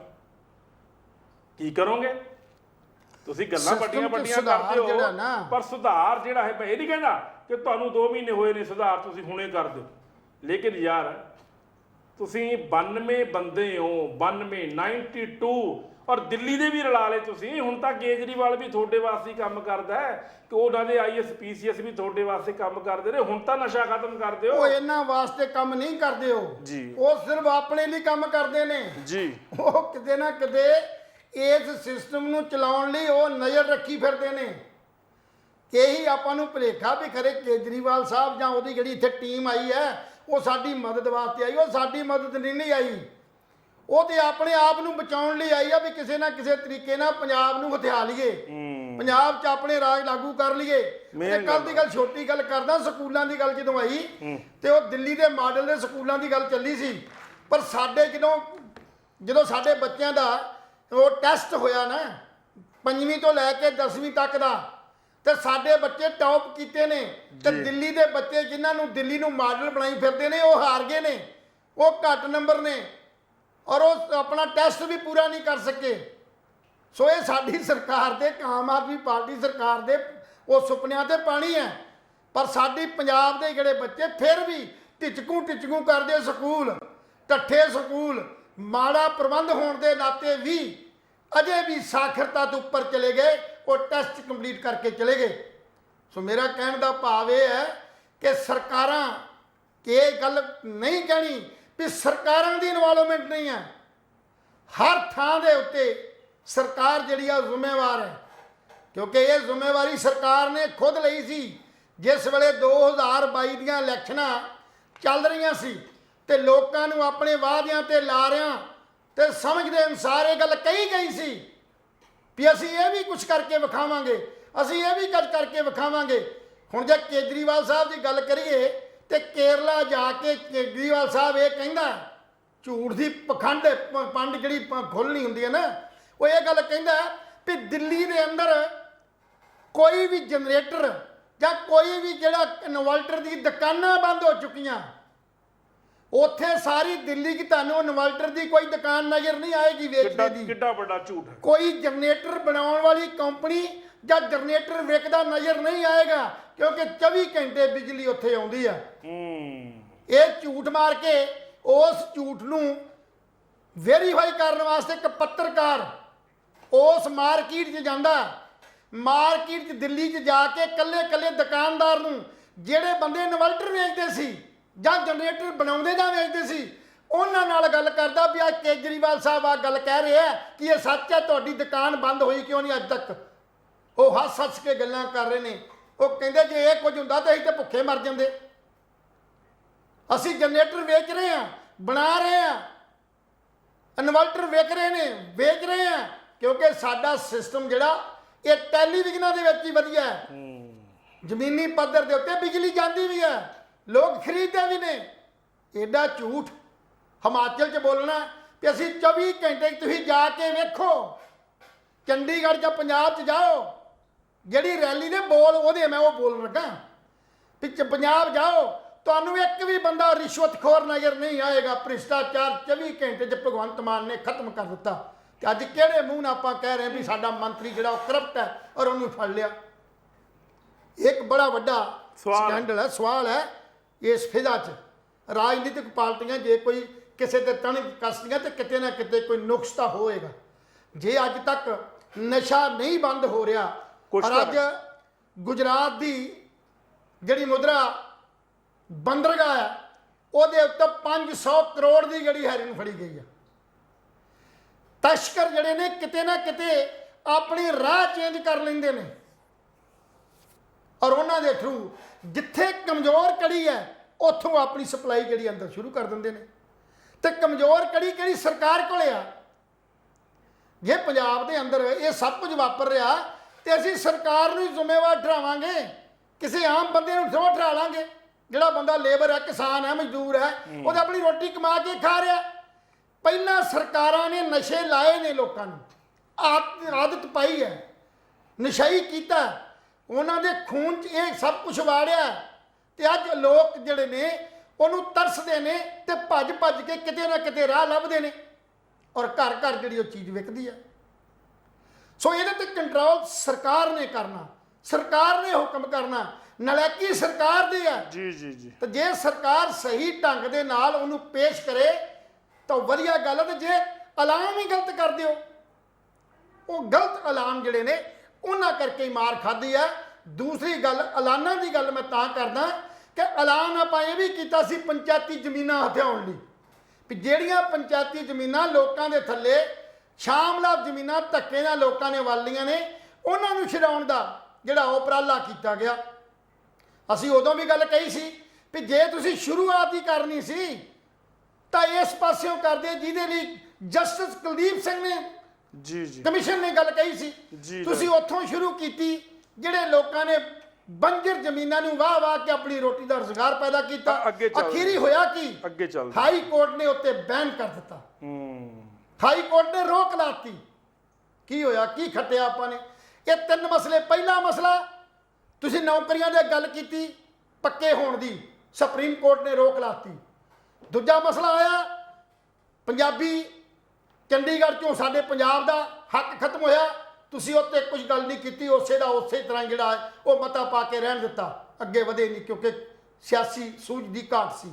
ਤੀਜਾ ਮਸਲਾ ਆਇਆ ਇਹ ਤੁਹਾਡਾ ਜਿਹੜਾ ਤੁਸੀਂ ਇੱਕ ਪੈਨਸ਼ਨ ਇੱਕ ਵਿਧਾਇਕ ਦੀ ਗੱਲ ਉਹ ਖਤਮ ਹੋ ਗਈ। ਸੋ ਇਸੇ ਤਰ੍ਹਾਂ ਜੇ ਇਹਨੂੰ ਸਿਆਣਪ ਨਾਲ ਲੈ ਲਿਆ ਜਾਵੇ, ਸੋਚ ਸਮਝ ਨਾਲ ਲੈ ਲਿਆ ਜਾਵੇ ਤੇ ਸ਼ਾਇਦ ਇਹਦੇ ਰਿਜ਼ਲਟ ਕਿਹੜੇ ਵਧੀਆ ਨਿਕਲਣ। ਹਾਂ, ਇੱਕ ਰਿਜ਼ਲਟ ਜ਼ਰੂਰ ਵਧੀਆ ਕੀਤਾ ਤੁਸੀਂ, ਇੱਕ ਕਾਂ ਟੰਗਿਆ। ਉਸ ਕਾਂ ਟੰਗਣ ਦੇ ਪਿੱਛੇ ਕਿਹੜੀਆਂ ਕਿਹੜੀਆਂ ਸਾਜ਼ਿਸ਼ਾਂ ਨੇ, ਕੀ ਕੀ ਹੋਇਆ, ਉਹ ਤਾਂ ਹੁਣ ਬਾਅਦ 'ਚ ਹੀ ਪਤਾ ਲੱਗੇਗਾ। ਇਹ ਪਤਾ ਲੱਗਾ ਵੀ ਜਿਵੇਂ ਜਿਵੇਂ ਉਹਦੇ ਭਾਣਜੇ ਦੇ ਅੰਦਰ ਜਿੱਦਾਂ ਦਾ ਉਹਨਾਂ ਸਿਸਟਮ ਬਣਾਇਆ ਸੀ, ਉਹ ਕਹਿੰਦੇ ਨੇ ਕਿ ਪਵਨ ਬਾਂਸਲ ਜਿਹੜਾ ਸਾਡਾ ਸਾਂਸਦ ਸੀ, ਪਵਨ ਬਾਂਸਲ, ਉਹਦੇ ਭਾਣਜੇ ਨੇ ਮਰਵਾਇਆ, ਚਰਨਜੀਤ ਉਹਦੇ ਭਣੇਵੇਂ ਭਾਣਜੇ ਨੇ ਮਰਵਾਇਆ, ਤੇ ਹੁਣ ਸਿੰਗਲਾ ਸਾਹਿਬ ਨੂੰ ਵੀ ਭਾਣਜੇ ਨੇ ਮਰਵਾਇਆ। ਇਹ ਭਾਣਜੇ ਇਕੱਠੇ ਹੋ ਕੇ, ਉਹ ਕਿਸੇ ਨੇ ਗੱਲ ਪਾਈ ਸੀ ਮਾਮੇ ਕਿ ਮਾਮਾ ਭਾਣਜਾ ਇਕੱਠੇ ਨਾ ਹੋ, ਬਿਜਲੀ ਕਦੇ ਵੀ ਗਿਰ ਸਕਦੀ ਹੈ। ਲੈ ਸਾਹਿਬ ਗੱਲ ਸੱਚੀ ਹੈ ਇਹ। ਪੁਰਾਣੇ ਨਾ ਜਦੋਂ ਬੁੜੇ ਬੁੜੀਆਂ ਸੀ ਆਪਣੇ ਮਾਂ ਬਾਪ, ਉਹ ਇਹ ਗੱਲ ਕਹਿੰਦੇ ਵੀ ਮਾਮਾ ਭਾਣਜਾ ਨਾ ਜਦੋਂ ਮੀਂਹ ਪੈਂਦਾ ਇਕੱਠੇ ਨਾ ਖੜੋ, ਬਿਜਲੀ ਡਿੱਗਦੀ ਹੈ। ਉਹ ਸ਼ਾਇਦ ਇਹ ਗੱਲ ਨਾ ਲੀਡਰ ਭੁੱਲ ਗਏ ਆਪਣੇ, ਇਹ ਲੀਡਰ ਜਿਹੜੇ ਭੁੱਲ ਗਏ ਸੀ ਤੇ ਉਹ ਮਾਮਿਆਂ ਦੇ ਭਾਣਜਿਆਂ ਦੇ ਇਕੱਠਿਆਂ ਨਾਲ ਬਿਜਲੀ ਗਿਰ ਗਈ ਹੈ। ਸੋ ਇਹ ਬੜੀ ਮਤਲਬ ਲੋਕਾਂ ਦੀ ਸੂਝ ਤੇ ਸਿਆਣਪ ਹੈ ਜਿਹੜੇ ਇਸ ਗੱਲ ਨੂੰ ਸਮਝਦੇ ਨੇ। ਸੋ ਕਹਿਣ ਦਾ ਭਾਵ ਇਹ ਹੈ ਵੀ ਸਾਨੂੰ ਜਿਹੜੀਆਂ ਵੀ ਅੱਜ ਤੱਕ ਊਣਤਾਈਆਂ ਨੇ, ਕਮੀਆਂ ਪੇਸ਼ੀਆਂ ਨੇ, ਜਿਹੜੀਆਂ ਆਪਾਂ ਵਾਅਦੇ ਕੀਤੇ ਸੀ, ਲੋਕੀ ਹੜਤਾਲਾਂ ਤੇ ਨਾ ਜਾਣ, ਰੈਲੀਆਂ ਧਰਨੇ ਮੁਜ਼ਾਹਰੇ ਨਾ ਕਰਨ, ਲੋਕਾਂ ਨੂੰ ਜਾਂ EMPLOYE ਨੂੰ ਜਾਂ ਕਿਸਾਨਾਂ ਨੂੰ ਜਾਂ ਮਜ਼ਦੂਰਾਂ ਨੂੰ ਕੋਈ ਸ਼ੌਕ ਨਹੀਂ ਹੈ ਧਰਨੇ ਰੈਲੀਆਂ ਦਾ, ਪਰ ਕੀਤਾ ਕੀ ਜਾਵੇ, ਇਤਿਹਾਸ ਗਵਾਹ ਆ, ਚਾਹੇ ਉਹ ਅੰਗਰੇਜ਼ ਵੇਲੇ ਦਾ ਸੀ ਤੇ ਚਾਹੇ ਉਹ ਸਾਡੇ ਅੰਗਰੇਜ਼ਾਂ ਦਾ, ਕਾਲਿਆਂ ਦਾ, ਸਾਡੇ ਆਪਣੇ ਲੋਕਾਂ ਦਾ, ਉਹ ਬਿਨਾਂ ਰੈਲੀਆਂ ਧਰਨਿਆਂ ਤੇ ਜ਼ਿੰਦਾਬਾਦ ਮੁਰਦਾਬਾਦ ਤੋਂ ਸਿਵਾਏ ਉਹਨਾਂ ਦੇ ਕੰਨਾਂ 'ਚ ਆਵਾਜ਼ ਹੀ ਨਹੀਂ ਜਾਂਦੀ। ਅੱਗੇ ਚੱਲਦੇ ਆ ਲੈਲ ਸਾਹਿਬ। ਸੋ ਇਸ ਕਰਕੇ ਜੇ ਚਾਹੁੰਦੇ ਤੇ ਇਹਨੂੰ ਕੁਝ ਨਾ ਕੁਝ ਠੱਲ ਪਾਈ ਜਾ ਸਕਦੀ ਹੈ। ਜੀ ਪੰਜਾਬ ਸਰਕਾਰ ਕੰਮ ਕਰ ਰਹੀ ਹੈ। ਫਤਿਹਗੜ੍ਹ ਸਾਹਿਬ ਦੇ ਵਿੱਚ ਪੰਜਾਬ ਸਰਕਾਰ ਨੇ 20 ਲੱਖ ਦੇ ਪੰਚਾਇਤੀ ਘੁਟਾਲੇ, ਕਾਂਗਰਸ ਵੇਲੇ ਦੀ ਗੱਲ ਕਰਦਾ, ਉਦੋਂ ਘੁਟਾਲਾ ਹੋਇਆ ਸੀ ਜਿਹਦੇ ਵਿੱਚ ਪੰਚਾਇਤ ਵਿਭਾਗ ਦੇ 2 ਜੇਈ, ਇੱਕ ਪੰਚਾਇਤ ਸਕੱਤਰ ਤੇ 2 ਸਰਪੰਚਾਂ ਖਿਲਾਫ ਮਾਮਲਾ ਦਰਜ ਕੀਤਾ ਪੰਜਾਬ ਸਰਕਾਰ ਨੇ। ਇਹ ਬਹੁਤ ਵਧੀਆ ਗੱਲ ਹੈ। ਔਰ ਇੱਕ ਕੱਲ ਆਪਾਂ ਇੱਕ ਖਬਰ ਨਸ਼ਰ ਕਰੀ ਸੀ ਲਹਿਲ ਸਾਹਿਬ ਜੀ, ਲੁਧਿਆਣਾ ਦੇ ਵਿੱਚ ਬਜ਼ੁਰਗ ਜੋੜੇ ਦਾ ਨਾ ਕਤਲ ਹੋ ਗਿਆ ਸੀ, ਜੀ ਜੀ, ਗਲਾ ਘੁੱਟ ਕੇ ਮਾਰਿਆ ਗਿਆ ਸੀ। ਰਿਟਾਇਰਡ ਉਹ 에ਅਰਪੋਰਟ ਅਫਸਰ ਸੀਗਾ ਤੇ ਬੜੀ ਸੀਨੀਅਰ ਪੋਸਟ ਤੋਂ ਰਿਟਾਇਰ ਹੋਇਆ ਸੀ, ਗੁਰਸਿੱਖ ਪਰਿਵਾਰ ਸੀ ਔਰ ਦੋਨੇ ਤੀਜੀ ਮੰਜ਼ਿਲ ਤੇ ਬਜ਼ੁਰਗ ਜੋੜੇ ਦੀਆਂ ਲਾਸ਼ਾਂ ਪਈਆਂ ਸੀ ਤੇ ਉਹ ਮਿਲੀਆਂ ਸੀ ਜੀ। ਪੁਲਿਸ ਨੇ ਜਦੋਂ ਜਾਂਚ ਦੇ ਵਿੱਚ ਜਾਂਚ ਕਰਨੀ ਸ਼ੁਰੂ ਕੀਤੀ, ਹੌਲੀ ਹੌਲੀ ਜਾਂਚ ਅੱਗੇ ਵਧੀ ਤਾਂ ਇੱਕ ਸਨਸਨੀਖੇਜ਼ ਖੁਲਾਸਾ ਹੋਇਆ ਔਰ ਕਾਤਲ ਨਿਕਲਿਆ ਉਸ ਬਜ਼ੁਰਗ ਜੋੜੇ ਦਾ ਇਕਲੌਤਾ ਬੇਟਾ। ਉਸ ਬੇਟੇ ਨੇ ਭਾੜੇ ਦੇ ਕਾਤਲਾਂ ਨੂੰ ਪੈਸੇ ਦੇ ਕੇ ਉਹਨਾਂ ਦਾ ਕਤਲ ਕਰਵਾਇਆ ਗਿਆ ਕਿਉਂਕਿ ਮਾਮਲਾ ਜਾਇਦਾਦ ਦਾ ਸੀ। ਹੁਣ ਦੇਖ ਲਓ ਕਿੱਡੀ ਸ਼ਰਮ ਦੀ ਗੱਲ ਹੈ ਵੀ ਜਾਇਦਾਦ ਪਿੱਛੇ ਜਦੋਂ ਮਾਂ-ਬਾਪ ਨੂੰ ਬੱਚੇ ਮਾਰ ਸਕਦੇ ਨੇ ਤਾਂ ਫਿਰ ਆਮ ਬੰਦੇ ਦੀ ਕੀ ਔਕਾਤ ਹੈ, ਆਮ ਬੰਦੇ ਦੀ ਕੀ ਬਸਾਤ ਹੈ। ਬਿਲਕੁਲ ਇਦਾਂ ਦੇ ਮਾਹੌਲ ਦੇ ਵਿੱਚ ਅਸੀਂ ਪਹੁੰਚ ਚੁੱਕੇ ਹਾਂ। ਪੈਸਾ ਹੀ ਪ੍ਰਧਾਨ ਹੋ ਗਿਆ, ਪੈਸਾ ਹੀ ਪੈਸਾ, ਸਾਰਾ ਦਿਨ ਪੈਸਾ, ਇੱਥੋਂ ਪੈਸਾ ਉੱਥੋਂ ਪੈਸਾ। ਜਾਂ ਰਿਸ਼ਤੇ ਨਾਂ ਦੀ ਕੋਈ ਚੀਜ਼ ਹੈ। ਅੱਗੇ ਲਹਿਲ ਸਾਹਿਬ ਪਿੰਡ 'ਚ ਪਤਾ ਕੀ ਹੁੰਦਾ ਸੀ ਜੀ, ਖੇਤੋਂ ਤੋੜ ਕੇ ਨਾ 2 ਕੱਦੂ ਆਉਂਦੇ ਸੀ, 2 ਕੱਦੂ ਹਨਾ ਲੰਬੇ ਲੰਬੇ ਲੈ ਆਉਂਦੇ ਸੀ। ਮੇਰੇ ਦਾਦਾ ਜੀ ਲਿਆਉਂਦੇ ਸੀ, ਲੈ ਬਣਾ ਲਓ ਭਾਈ। ਦੇਸੀ ਘਿਓ ਵਰਗਾ ਕੱਦੂ ਬਣਦਾ, ਕਾਰਨ ਕੀ ਸੀ, ਵਿਦਾਊਟ ਪੈਸਟੀਸਾਈਡ ਸੀ। ਉਹ ਖਾਧਾ ਨਹੀਂ ਸੀ ਪਾਉਂਦੇ ਆਪਾਂ ਉਦੋਂ ਔਰ ਉਸੇ ਕੱਦੂ ਨੂੰ ਸਾਰਾ ਟੱਬਰ ਖਾਂਦਾ ਸੀ। ਕਦੇ ਕਿਸੇ ਨੇ ਗਲਤੀ ਨਹੀਂ ਸੀ ਕੱਢੀ। ਜੇ ਕਿਸੇ ਨੇ ਕੱਦੂ ਨਹੀਂ ਖਾਣਾ ਉਹਨੇ ਕੂੰਡੇ ਵਿੱਚ ਚਟਨੀ ਕੁੱਟ ਕੇ ਖਾ ਲੈਣੀ। ਪਰ ਅੱਜ ਕੀ ਹਾਲਾਤ, ਮਾਂ ਪਰੌਂਠੇ ਖਾ ਰਹੀ ਹੈ, ਬੇਟੀ ਕਹਿੰਦੀ ਮੈਂ ਪੀਜ਼ਾ ਖਾਣਾ, ਵੱਡੀ ਬੇਟੀ ਕਹਿੰਦੀ ਮੈਂ 버ਗਰ ਖਾਣਾ, ਉਹ ਮੁੰਡਾ ਕਹਿੰਦਾ ਵੀ ਮੈਂ ਤਾਂ ਉਹ ਕੁਝ ਹੋਰ ਮੰਗਾ ਕੇ ਦਿਓ ਜੀ, ਮਨਚੂਰੀਅਨ ਖਾਣੇ। ਹਰ ਬੰਦਾ ਜ਼ਹਿਰ ਖਾ ਰਿਹਾ, ਹਰ ਬੰਦਾ ਜ਼ਹਿਰ ਖਾ ਰਿਹਾ। ਇਸੇ ਕਰਕੇ ਤਾਂ ਹਾਰਟ ਅਟੈਕ ਹੋ ਰਹੇ ਨੇ, ਇਸੇ ਕਰਕੇ ਤਾਂ ਹਰ ਬੰਦਾ ਬਿਮਾਰ ਪੈ ਰਿਹਾ। ਸੋ ਪੰਜਾਬ ਦੇ ਹਾਲਾਤ ਲਹਿਲ ਸਾਹਿਬ, ਜਿੱਥੇ ਸਰਕਾਰਾਂ ਨੇ ਬੁਰੇ ਹਾਲ ਕੀਤੇ ਹੋਏ ਨੇ ਉੱਥੇ ਅਸੀਂ ਆਪਣੇ ਆਪ ਹੀ ਬੁਰੇ ਹਾਲ ਕਰ ਰਹੇ ਹਾਂ, ਮੌਤ ਵੱਲ ਵੱਧ ਰਹੇ ਆ। ਸੋ ਕਹਿਣ ਦਾ ਮਤਲਬ ਹੈ, ਸੋ ਜਿਵੇਂ ਕਿ ਤੁਸੀਂ ਗੱਲ ਕੀਤੀ ਹੈ ਨਾ ਇਹ ਜ਼ਹਿਰ ਦੀ, ਜੀ ਕੱਲ ਇੱਕ ਬਹੁਤ ਤਕੜੀ ਰਿਪੋਰਟ ਸੀ ਕਿਉਂਕਿ ਸਰਕਾਰ ਨੇ ਗੱਲ ਕੀਤੀ ਹੈ ਕਿ ਮੂੰਗੀ ਜਿਹੜੀ ਆ, ਦਾਲ ਜਿਹੜੀ ਮੂੰਗੀ ਦੀ ਆ, ਇਹਨੂੰ MSP ਤੇ ਵੇਚਣ ਦੀ ਜਿਹੜੀ ਗੱਲ ਚੱਲੀ ਸੀ, ਗੱਲ ਹੋਈ ਸੀ। ਇਸ ਤੋਂ ਬਾਅਦ ਕੀ ਹੋਇਆ, ਕੁਝ ਜ਼ਿਮੀਂਦਾਰ ਕੱਲ ਲੈ ਕੇ ਵੀ ਗਏ ਨੇ ਮੰਡੀ 'ਚ, ਉਹ ਰੁਲਦੇ ਨਜ਼ਰ ਆਏ ਨੇ, ਉਹਨਾਂ ਦੀ ਕਿਸੇ ਨੇ ਖਰੀਦੀ ਨਹੀਂ। ਪਰ ਦੂਸਰੇ ਪਾਸੇ ਫਸਲਾਂ ਦੀ ਜਿਹੜੀ ਆ ਉਹ ਜਿਹੜਾ ਵੱਧ ਫਸਲਾਂ ਪੈਦਾ ਕਰਨ ਦਾ, ਝਾੜ ਵੱਧ ਲੈਣ ਦੀ ਖਾਤਰ ਜੋ ਅਸੀਂ ਜ਼ਹਿਰ ਲੋਕਾਂ ਨੂੰ ਘੋਲ ਕੇ ਦੇ ਰਹੇ ਹਾਂ, ਉਹਦੀ ਵੀ ਕੱਲ ਇੱਕ ਪ੍ਰਕਾਸ਼ਿਤ ਹੋਈ ਰਿਪੋਰਟ 'ਚ। ਮੂੰਗੀ ਦੀ ਜਿਹੜੀ ਦਾਲ ਸੀ ਜਦੋਂ ਖੇਤਾਂ 'ਚ ਸੀ ਤੇ ਉਹਦੇ ਉੱਤੇ 7 ਸਪਰੇਆਂ ਕੀਤੀਆਂ ਗਈਆਂ ਨੇ, ਫੇਰ ਦਿਓ ਜ਼ਹਿਰ ਪਾਤਾ। ਉਹ 7 ਸਪਰੇਆਂ ਨਾਲ ਉਹ ਮੂੰਗੀ ਦੀ ਖੇਤੀ ਦੀ ਫਸਲ ਨੂੰ ਵੱਧ ਝਾੜ ਲੈਣ ਵਾਸਤੇ ਉਹ ਜਿਹੜਾ ਇਹ 7 ਜਿਹੜੀਆਂ ਸਪਰੇਆਂ ਕੀਤੀਆਂ ਗਈਆਂ, ਸਪਰੇਆਂ ਉਹ ਕੀਤੀਆਂ ਗਈਆਂ ਜਿਹਦੇ ਨਾਲ ਕੀੜਾ ਮਕੌੜਾ ਤੇ ਘਾਹ ਜਿਹੜੀ ਬੂਟੀ ਜਿਹੜੀ ਪੈਦਾ ਹੁੰਦੀ ਆ ਉਹਨੂੰ ਖਤਮ ਕਰਨ ਲਈ। ਤੇ ਉਹ ਜ਼ਹਿਰ ਜਿਹੜਾ ਜਦੋਂ ਮੂੰਗੀ ਮੰਡੀਆਂ 'ਚ ਵਿਕੀ, ਮੰਡੀਆਂ 'ਚੋਂ ਦੁਕਾਨਾਂ ਤੇ ਆਈ, ਦੁਕਾਨਾਂ 'ਚੋਂ ਸਾਡੇ ਘਰਾਂ 'ਚ ਆਏਗੀ, ਤਾਂ ਫਿਰ ਉਹ ਘਰਾਂ ਦਾ ਜ਼ਹਿਰ ਜਿਹੜਾ ਉਹ ਸਾਡੇ ਅੰਦਰ ਜਾਏਗਾ। ਅਸੀਂ ਮੌਤ ਤੇ ਕੈਂਸਰ ਵੱਲ ਵੱਧਦੇ ਜਾਵਾਂਗੇ। ਸਰਕਾਰ ਨੂੰ ਇਹਨਾਂ ਚੀਜ਼ਾਂ ਦੇ ਉੱਤੇ ਵੀ ਧਿਆਨ ਰੱਖਣ ਦੀ ਬਹੁਤ ਵੱਡੀ ਜ਼ਰੂਰਤ ਹੈ। ਜਦੋਂ ਤੱਕ ਅਸੀਂ ਇਸ ਪਾਸੇ ਧਿਆਨ ਨਹੀਂ ਦੇਵਾਂਗੇ, ਕਿਉਂਕਿ ਜ਼ਿੰਮੇਵਾਰੀਆਂ ਬਹੁਤ ਵੱਡੀਆਂ। ਭਗਵੰਤ ਮਾਨ ਜੀ MP ਹੋ ਕੇ ਸਿਰਫ ਆਪਾਂ ਇੱਕ ਇਲਾਕੇ ਦੀ ਨੁਮਾਇੰਦਗੀ ਕਰ ਸਕਦੇ ਸੀ, ਜੀ ਸਿਰਫ ਜਿਹੜੇ ਸਾਡੇ 9 ਵਿਧਾਨ ਸਭਾ ਇਲਾਕੇ ਸੀ, ਜਿੰਨਾ ਕਿ ਅਸੀਂ ਸਿਰਫ ਆਪਣੀ ਨਜ਼ਰ ਰੱਖਣੀ ਹੁੰਦੀ ਸੀ ਕਿ ਕਿੱਥੇ ਕਿਹੜੇ ਕਾਰਜ ਰਹਿੰਦੇ ਨੇ, ਉਹਨਾਂ ਲਈ ਜੇ ਕੋਈ ਫੰਡ ਮਿਲ ਗਿਆ ਠੀਕ ਆ, ਨਹੀਂ ਤੇ ਨਹੀਂ ਮਿਲ ਗਿਆ ਤਾਂ ਵੀ ਠੀਕ ਆ। ਪਰ ਕੀ ਹੋਇਆ, ਹੁਣ ਤੁਸੀਂ ਸਮੁੱਚੇ ਪੰਜਾਬ ਦੇ ਹੋ ਤੇ ਸਮੁੱਚੇ ਪੰਜਾਬ ਦੀ ਜ਼ਿੰਮੇਵਾਰੀ ਤੁਹਾਡੇ ਸਿਰ ਤੇ ਆ। ਇਹ ਮਤ ਸੋਚਣਾ ਵੀ ਅਸੀਂ ਤੁਹਾਨੂੰ ਕੋਈ ਟਿੱਪਾ ਟਿੱਪਣੀ ਕਰਦੇ ਹਾਂ। ਅਸੀਂ ਤਰਕ ਦੀ ਗੱਲ ਕਰਾਂਗੇ ਤੇ ਤਰਕ ਨਾਲ ਤੁਹਾਡੇ ਵਿਚਾਰਾਂ ਦੀ ਗੱਲ ਕਰਦੇ ਹਾਂ ਵੀ ਸਾਡੇ ਵਿਚਾਰਾਂ ਦੇ ਅੰਦਰ ਤਰਕ ਦੇ ਆਧਾਰ ਤੇ ਗੱਲ ਕੀਤੀ ਜਾ ਸਕਦੀ ਆ। ਸੋ ਸਾਡਾ ਤਰਕ ਹੈ ਕਿ ਤੁਹਾਡੀਆਂ ਸਿਰ ਤੇ ਜ਼ਿੰਮੇਵਾਰੀਆਂ ਬਹੁਤ ਨੇ ਔਰ ਉਹਨਾਂ ਜ਼ਿੰਮੇਵਾਰੀਆਂ ਨੂੰ ਬੜੀ ਸੂਝ ਸਿਆਣਪ ਤੇ ਥਰਮੇ ਤੇ ਸਹਿਣਸ਼ੀਲਤਾ ਨਾਲ ਨਿਭਾਉਣ ਦੀ ਜ਼ਰੂਰਤ ਹੈ। ਅਜੇ ਕੱਲ ਇੱਕ ਨਵੀਂ ਜ਼ਿੰਮੇਵਾਰੀ ਸਾਡੇ ਸਿਰ ਤੇ ਹੋਰ ਪੈ ਰਹੀ ਹੈ। ਉਹ ਇਹ ਪੈ ਰਹੀ ਹੈ ਕਿ ਕੈਪਟਨ ਅਮਰਿੰਦਰ ਸਿੰਘ ਨੇ, ਜਿਹੜਾ ਸਾਬਕਾ ਮੁੱਖ ਮੰਤਰੀ ਪੰਜਾਬ ਹੈ, ਉਹਨੇ ਐਲਾਨ ਕੀਤਾ ਕਿ ਮੇਰੇ ਹੁੰਦਿਆਂ ਮੇਰੇ ਮੰਤਰੀ ਮੰਡਲ ਦੇ ਵਿੱਚ ਵੀ ਕਈ ਅਨੇਕਾਂ ਮੰਤਰੀ ਤੇ MLA ਸੀ ਜਿਹੜੇ ਕਰਪਟ ਨੇ, ਜਿਨ੍ਹਾਂ ਦੇ ਖਿਲਾਫ ਮੇਰੀ ਹਿੰਮਤ ਨਹੀਂ ਪਈ ਐਕਸ਼ਨ ਲੈਣ ਦੀ। ਮੈਂ ਉਹਨਾਂ ਦੀਆਂ ਲਿਸਟਾਂ ਤੁਹਾਨੂੰ ਸਪੁਰਦ ਕਰਨ ਨੂੰ ਤਿਆਰ ਹਾਂ। ਔਰ ਇਸ ਗੱਲ ਦੀ ਹਮਾਇਤ ਜਿਹੜੀ ਹੈ ਉਹ ਸਾਡੇ ਸੁਖਜਿੰਦਰ ਸਿੰਘ ਰੰਧਾਵਾ, ਜਿਹੜਾ ਡਿਪਟੀ ਚੀਫ ਮਿਨਿਸਟਰ ਸੀ ਸਾਬਕਾ, ਉਹਨੇ ਵੀ ਇਸ ਗੱਲ ਦੀ ਤਾਇਦ ਕੀਤੀ ਹੈ ਕਿ ਭਗਵੰਤ ਮਾਨ ਜੀ ਤੁਹਾਡੇ 'ਚ ਹਿੰਮਤ ਹੈ, ਸਾਡੇ 'ਚ ਹਿੰਮਤ ਨਹੀਂ ਸੀ ਰਹੀ, ਅਸੀਂ ਕੁਝ ਨਹੀਂ ਕਰ ਸਕੇ। ਪਰ ਆਹ ਮੰਤਰੀਆਂ ਦੀ ਲਿਸਟ ਹੈ, ਇਹ ਮੰਤਰੀਆਂ ਦੀ ਲਿਸਟ ਨੂੰ ਆਪਣੀ ਇਸ ਨਜ਼ਰ 'ਤੇ ਰੱਖ ਕੇ ਇਹਨੂੰ ਇਨਵੈਸਟੀਗੇਟ ਕੀਤਾ ਜਾਵੇ। ਇਹ ਘਪਲੇਬਾਜ਼ ਨੇ, ਇਹਨਾਂ ਲੋਕਾਂ ਨੇ ਲੋਕਾਂ ਨਾਲ ਠੱਗੀ ਠੋਰੀ ਤੇ ਘਪਲੇ ਕੀਤੇ ਨੇ। ਸੋ ਅਸੀਂ ਬੇਨਤੀ ਕਰਾਂਗੇ ਕੈਪਟਨ ਅਮਰਿੰਦਰ ਸਿੰਘ ਨੂੰ ਤੇ ਸੁਖਜਿੰਦਰ ਸਿੰਘ ਰੰਧਾਵਾ ਨੂੰ ਵੀ ਜੇ ਤੁਸੀਂ ਇਹ ਪ੍ਰੈਸ ਨੋਟ ਦੇ ਕੇ ਇਹ ਜਿਹੜੀ ਹੈਗੀ ਸ਼ੋਹਰਤ ਖੱਟਣ ਦੀ ਗੱਲ ਕੀਤੀ ਹੈ ਤਾਂ ਫਿਰ ਗਲਤ ਹੈ। ਤੇ ਜੇ ਤੁਸੀਂ ਸ਼ੋਹਰਤ ਲੈਣੀ ਚਾਹੁੰਦੇ ਹੋ ਤਾਂ ਦਿਓ ਨਾ ਭਗਵੰਤ ਮਾਨ ਨੂੰ, ਤਾਂ ਕਿ ਉਹਦੀ ਈਡੀ ਤੋਂ, ਸੀਬੀਆਈ ਤੋਂ ਜਾਂ ਵੱਖ-ਵੱਖ ਜਿਹੜੀਆਂ ਆਜ਼ਾਦ ਏਜੰਸੀਆਂ ਨੇ ਉਹਨਾਂ ਤੋਂ ਇਨਕੁਆਇਰੀ ਹੋ ਕੇ ਇਹ ਪਤਾ ਲੱਗ ਸਕੇ ਕਿ ਪੰਜਾਬ ਦੇ ਲੋਕਾਂ ਨਾਲ ਕਿੰਨੇ ਕਰੋੜ ਦੀ ਠੱਗੀ ਜਿਹੜੀ ਆ ਕਿਹੜੇ-ਕਿਹੜੇ ਬੰਦੇ ਨੇ ਮਾਰੀ ਆ, ਕਿਹੜੇ-ਕਿਹੜੇ ਮੰਤਰੀ ਜਿਹੜੇ ਨੇ ਉੱਚ ਇਨਵਾਲਵ ਨੇ। ਤਾਂ ਹੀ ਲੋਕਾਂ ਦਾ ਪਤਾ ਲੱਗ ਸਕੇਗਾ ਪੰਜਾਬ ਦੇ ਲੋਕਾਂ ਨੂੰ ਕਿ ਅਸੀਂ ਇੱਕ ਬਦਲਾਅ ਵਾਲੀ ਸਰਕਾਰ ਜਿਹੜੀ ਆ ਚੁਣੀ ਆ। ਸੋ ਇਸ ਕਰਕੇ ਇਹ ਭਗਵੰਤ ਮਾਨ ਨੂੰ ਖੁਦ ਹੁਣ ਆਪ ਇਹ ਜ਼ਿੰਮੇਵਾਰੀ ਨਿਭਾਉਣ ਦੀ ਲੋੜ ਆ ਵੀ ਜਿਹੜਾ ਬਿਆਨ ਤੁਸੀਂ ਦੇ ਦਿੱਤਾ ਇਹ 'ਤੇ ਅਮਲ ਕਰੋ, ਲਿਆਓ ਲਿਸਟਾਂ, ਮੈਂ ਉੱਤੇ ਐਕਸ਼ਨ ਕਰਨ ਨੂੰ ਤਿਆਰ ਹਾਂ। ਸੋ ਇਹ ਲੜਾਈ ਲੜਨੀ ਪਏਗੀ।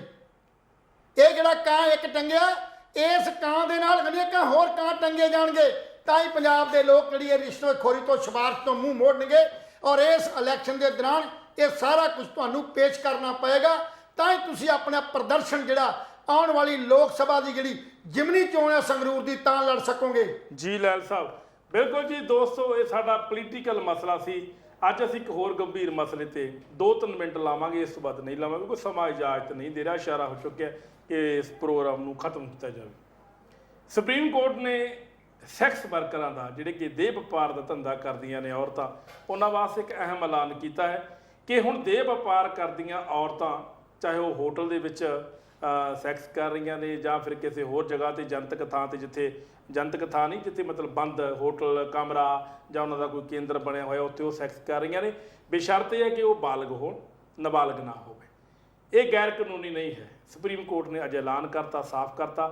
ਬਹੁਤ ਵੱਡੀ ਰਾਹਤ ਜਿਹੜੀ ਹੈ ਸੈਕਸ ਵਰਕਰਾਂ ਨੂੰ ਦਿੱਤੀ ਹੈ ਕਿ ਉਹ ਹੁਣ ਆਪਣਾ ਕਾਰੋਬਾਰ ਜਿਹੜਾ ਹੈਗਾ ਉਹ ਕਰ ਸਕਦੇ ਨੇ। ਔਰ ਸੁਪਰੀਮ ਕੋਰਟ ਨੇ ਇਹਨੂੰ ਇੱਕ ਬਿਜ਼ਨਸ ਦੱਸਿਆ, ਕਾਰੋਬਾਰ ਦੱਸਿਆ ਸੈਕਸ ਨੂੰ, ਸੈਕਸ ਕਰਨ ਨੂੰ। ਪਰ ਇੱਕ ਚੀਜ਼ ਹੋਰ ਵੀ ਨਾਲ ਉਹਨਾਂ ਨੇ ਕਹੀ ਹੈ, ਦੂਜੀ ਗੱਲ, ਹੁਣ ਨਾ ਪੁਲਿਸ ਕੋਈ ਛਾਪੇ ਮਾਰ ਸਕਦੀ ਹੈ ਹੋਟਲ ਦੇ ਵਿੱਚ ਜੇ ਉਹ ਆਪਣੀ ਮਰਜ਼ੀ ਦੇ ਨਾਲ ਸੈਕਸ ਸੰਬੰਧ ਇਹ ਸੈਕਸ ਵਰਕਰ ਬਣਾ ਰਿਹਾ ਹੈ, ਔਰ ਉਹਨੂੰ ਕੋਈ ਵੀ ਤੰਗ ਪਰੇਸ਼ਾਨ ਨਹੀਂ ਕਰ ਸਕਦਾ। ਮੈਂ ਫੇਰ ਕਹਿ ਰਿਹਾ, ਬੇਸ਼ਰਤ ਇਹ ਹੈ ਕਿ ਉਹ ਬਾਲਗ ਹੋਵੇ, ਨਾਬਾਲਗ ਨਾ ਹੋਵੇ। ਔਰ ਸੈਕਸ ਵਰਕਰਾਂ ਦੀ ਇਹ ਬਹੁਤ ਵੱਡੀ ਜਿੱਤ ਜਿਹੜੀ ਹੈ ਸੁਪਰੀਮ ਕੋਰਟ ਨੇ ਕੀਤੀ ਹੈ। ਲੈਲ ਸਾਹਿਬ, ਉਹ ਵਿਚਾਰੀਆਂ ਆਪਣਾ ਘਰ ਚਲਾਉਣ ਵਾਸਤੇ ਕੰਮ ਕਰਦੀਆਂ ਨੇ। ਮੇਰੀ ਗੱਲ ਕੀ ਮੈਂ ਕਰ ਰਿਹਾ, ਤਾਂ ਵਾਅਦਾ ਕੀਤਾ ਤੁਹਾਡੀ ਗੱਲ 'ਚ। ਹੁਣ ਤੱਕ ਉਹ ਡਰਦੀਆਂ ਕੰਮ ਕਰ ਰਹੀਆਂ ਸੀ।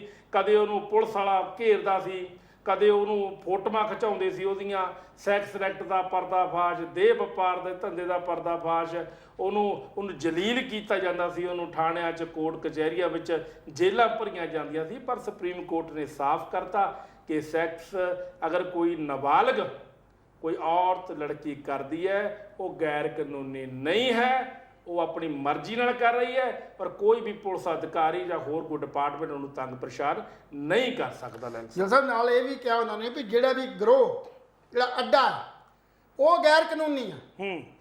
ਕੋਈ ਵੀ ਤੁਸੀਂ ਗਰੋਹ ਬਣਾ ਕੇ ਇਹਨੂੰ ਧੰਦਾ ਕਰਦੇ ਹੋ, ਨਹੀਂ ਬਲੈਕਮੇਲ ਕਰਨਾ ਤਾਂ ਗਲਤ ਹੈ, ਗੈਰ ਕਾਨੂੰਨੀ ਹੈ। ਅੱਡਾ ਗੈਰ ਕਾਨੂੰਨੀ ਹੈ, ਅੱਡਾ ਨਾ ਬਣਾਇਆ ਜਾਵੇ। ਇਹਨੂੰ ਅੱਡਾ ਬਣਾ ਕੇ ਜੋ ਵੀ ਵਪਾਰ ਕਰਨਗੇ ਉਹ ਗੈਰ ਕਾਨੂੰਨੀ ਹੈ।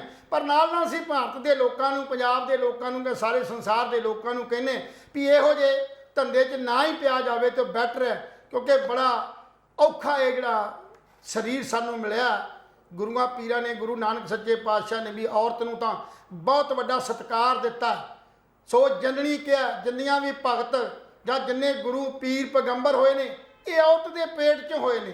ਤੇ ਅੱਜ ਉਹ ਔਰਤ ਆਪਣੇ ਸਰੀਰ ਨੂੰ ਜਿਹੜੀ ਵੇਚਣ ਦੀ ਗੱਲ ਕਰ ਰਹੀ ਹੈ, ਇਹ ਵੀ ਸਾਡੇ ਸਮਾਜ ਦੇ ਉੱਤੇ ਇੱਕ ਧੱਬਾ ਹੈ।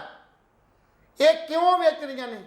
ਕੀ ਮਜਬੂਰੀਆਂ ਇਹਨਾਂ ਦੀਆਂ ਹੋ ਗਈਆਂ, ਜਿਨ੍ਹਾਂ ਮਜਬੂਰੀਆਂ ਕਰਕੇ ਅੱਜ ਉਹ ਆਪਣੇ ਇਸ ਧੰਦੇ 'ਚ ਚਲੇ ਗਈਆਂ, ਬਿਜ਼ਨਸ ਚਲੇ ਗਈਆਂ। ਔਰ ਸੁਪਰੀਮ ਕੋਰਟ ਨੂੰ ਉਹਨਾਂ ਦੀ ਮਜਬੂਰੀ ਨੂੰ ਨਜ਼ਰ ਰੱਖਦੇ ਹੋਇਆ ਇਹ ਕਾਨੂੰਨ ਪਾਸ ਕਰਨਾ ਪਿਆ। ਚੰਗਾ ਹੋਵੇ ਕਿ ਸਮਾਜ ਦੇ ਅੰਦਰ ਸਮਾਜ ਹੀ ਇਹਨਾਂ ਨੂੰ ਸੁਧਾਰਨ ਦੀ ਕੋਸ਼ਿਸ਼ ਕਰੇ, ਉਹਨਾਂ ਨੂੰ ਇਸ ਧੰਦੇ ਤੋਂ ਕੱਢ ਕੇ ਇੱਕ ਚੰਗੀ ਜ਼ਿੰਦਗੀ ਜਿਉਣ ਲਈ ਸਨਮਾਨ ਤੌਰ ਤੇ ਉਹਨਾਂ ਦੀ ਜ਼ਿੰਦਗੀ ਜਿਹੜੀ ਜੀਤੀ ਜਾਵੇ, ਇਹ ਸਭ ਤੋਂ ਵਧੀਆ ਹੈ। ਸੋ ਸਰਕਾਰਾਂ ਜਾਂ ਆਮ ਲੋਕ ਇਹਦਾ ਨਜਾਇਜ਼ ਫਾਇਦਾ ਨਾ ਉਠਾਉਣ। ਸਾਡੀ ਅਪੀਲ ਹੈ ਉਹਨਾਂ ਧੀਆਂ ਭੈਣਾਂ ਜਾਂ ਉਹਨਾਂ ਲੇਡੀਜ਼ ਨੂੰ ਜਿਨ੍ਹਾਂ ਨੇ ਇਸ ਧੰਦੇ ਨੂੰ ਅਪਣਾਇਆ ਵੀ ਵੱਧ ਤੋਂ ਵੱਧ ਕੋਸ਼ਿਸ਼ ਕਰੋ ਇਸ ਧੰਦੇ ਤੋਂ ਬਾਹਰ ਆ ਜਾਣ ਦੀ। ਜੀ ਲੈਲ ਸਾਹਿਬ, ਇਸ ਫੈਸਲੇ ਦਾ ਨਾ ਬੈਨੀਫਿਟ ਲਓ, ਨਾ ਇਹਦਾ ਨਜਾਇਜ਼ ਫਾਇਦਾ ਉਠਾਇਓ। ਸੋ ਚੰਗਾ ਹੋਵੇ ਕਿ ਸੁਪਰੀਮ ਕੋਰਟ ਨੇ ਤੁਹਾਨੂੰ ਕੋਈ ਰਾਈਟ ਦਿੱਤਾ ਤੇ ਇਹਨੂੰ ਸਮਝਦਿਆਂ ਹੋਇਆਂ ਤੁਸੀਂ ਇਸ ਧੰਦੇ ਨੂੰ ਬੰਦ ਕਰਨ ਵੱਲ ਵੱਧ ਕੇ ਇੱਕ ਸਨਮਾਨਯੋਗ ਜ਼ਿੰਦਗੀ ਜਿਹੜੀ ਹੈ, ਇੱਕ ਔਰਤ ਦੀ ਜ਼ਿੰਦਗੀ ਜਿਹੜੀ ਹੈ ਉਹਦੇ ਤੌਰ ਦੇ ਉੱਤੇ, ਇੱਕ ਔਰਤ ਦੀ ਜਾਤੀ ਦੇ ਉੱਤੇ ਕਲੰਕ ਨਾ ਬਣ ਕੇ ਇੱਕ ਸਮਾਜ 'ਚ ਵਧੀਆ ਸੁਚਾਰੀ ਤੇ ਸੱਚੀ ਜਿਹੜੀ ਔਰਤ ਹੈ ਉਹ ਪੇਸ਼ ਹੋਣ ਦੀ ਯਤਨ ਕੀਤਾ ਜਾਵੇ। ਤੇ ਸਮਾਜ ਨੂੰ ਵੀ ਕੋਸ਼ਿਸ਼ ਕਰਨੀ ਚਾਹੀਦੀ ਆ ਕਿ ਉਹਨਾਂ ਨੂੰ ਭੈੜੀਆਂ ਅੱਖਾਂ ਨਾਲ ਨਾ ਵੇਖ ਕੇ ਉਹਨਾਂ ਨੂੰ ਸਮਾਜ ਦਾ ਇੱਕ ਹਿੱਸਾ ਬਣਾ ਕੇ ਉਹਨਾਂ ਨੂੰ ਪਿਆਰ ਤੇ ਮੁਹੱਬਤ ਦੇ ਨਾਲ ਆਪਣੀ ਅਸਲ ਜ਼ਿੰਦਗੀ 'ਚ ਉਹਨਾਂ ਨੂੰ ਵਾਪਸ ਲਿਆਉਣ ਦੀ ਇਹੀ ਯਤਨ ਕਰਨਾ ਚਾਹੀਦਾ ਹੈ। ਜੀ ਲੈਲ ਸਾਹਿਬ, ਦੋਸਤੋ ਤੁਹਾਨੂੰ ਸਾਡੀ ਅੱਜ ਦੀ ਚਰਚਾ ਕਿਸ ਤਰ੍ਹਾਂ ਦੀ ਲੱਗੀ? ਆਪਣੇ ਵਿਚਾਰ, ਆਪਣੇ ਸੁਝਾਅ ਸਾਨੂੰ ਜ਼ਰੂਰ ਦੇ ਦਿਆ ਕਰੋ। ਕੱਲ ਫੇਰ ਮਿਲਾਂਗੇ ਇਸੇ ਸਮੇਂ ਇਸੇ ਚੈਨਲ ਦੇ। ਤਦ ਤੱਕ ਲਈ ਸਾਨੂੰ ਇਜਾਜ਼ਤ ਦਿਓ। ਰੱਬ ਰਾਖਾ।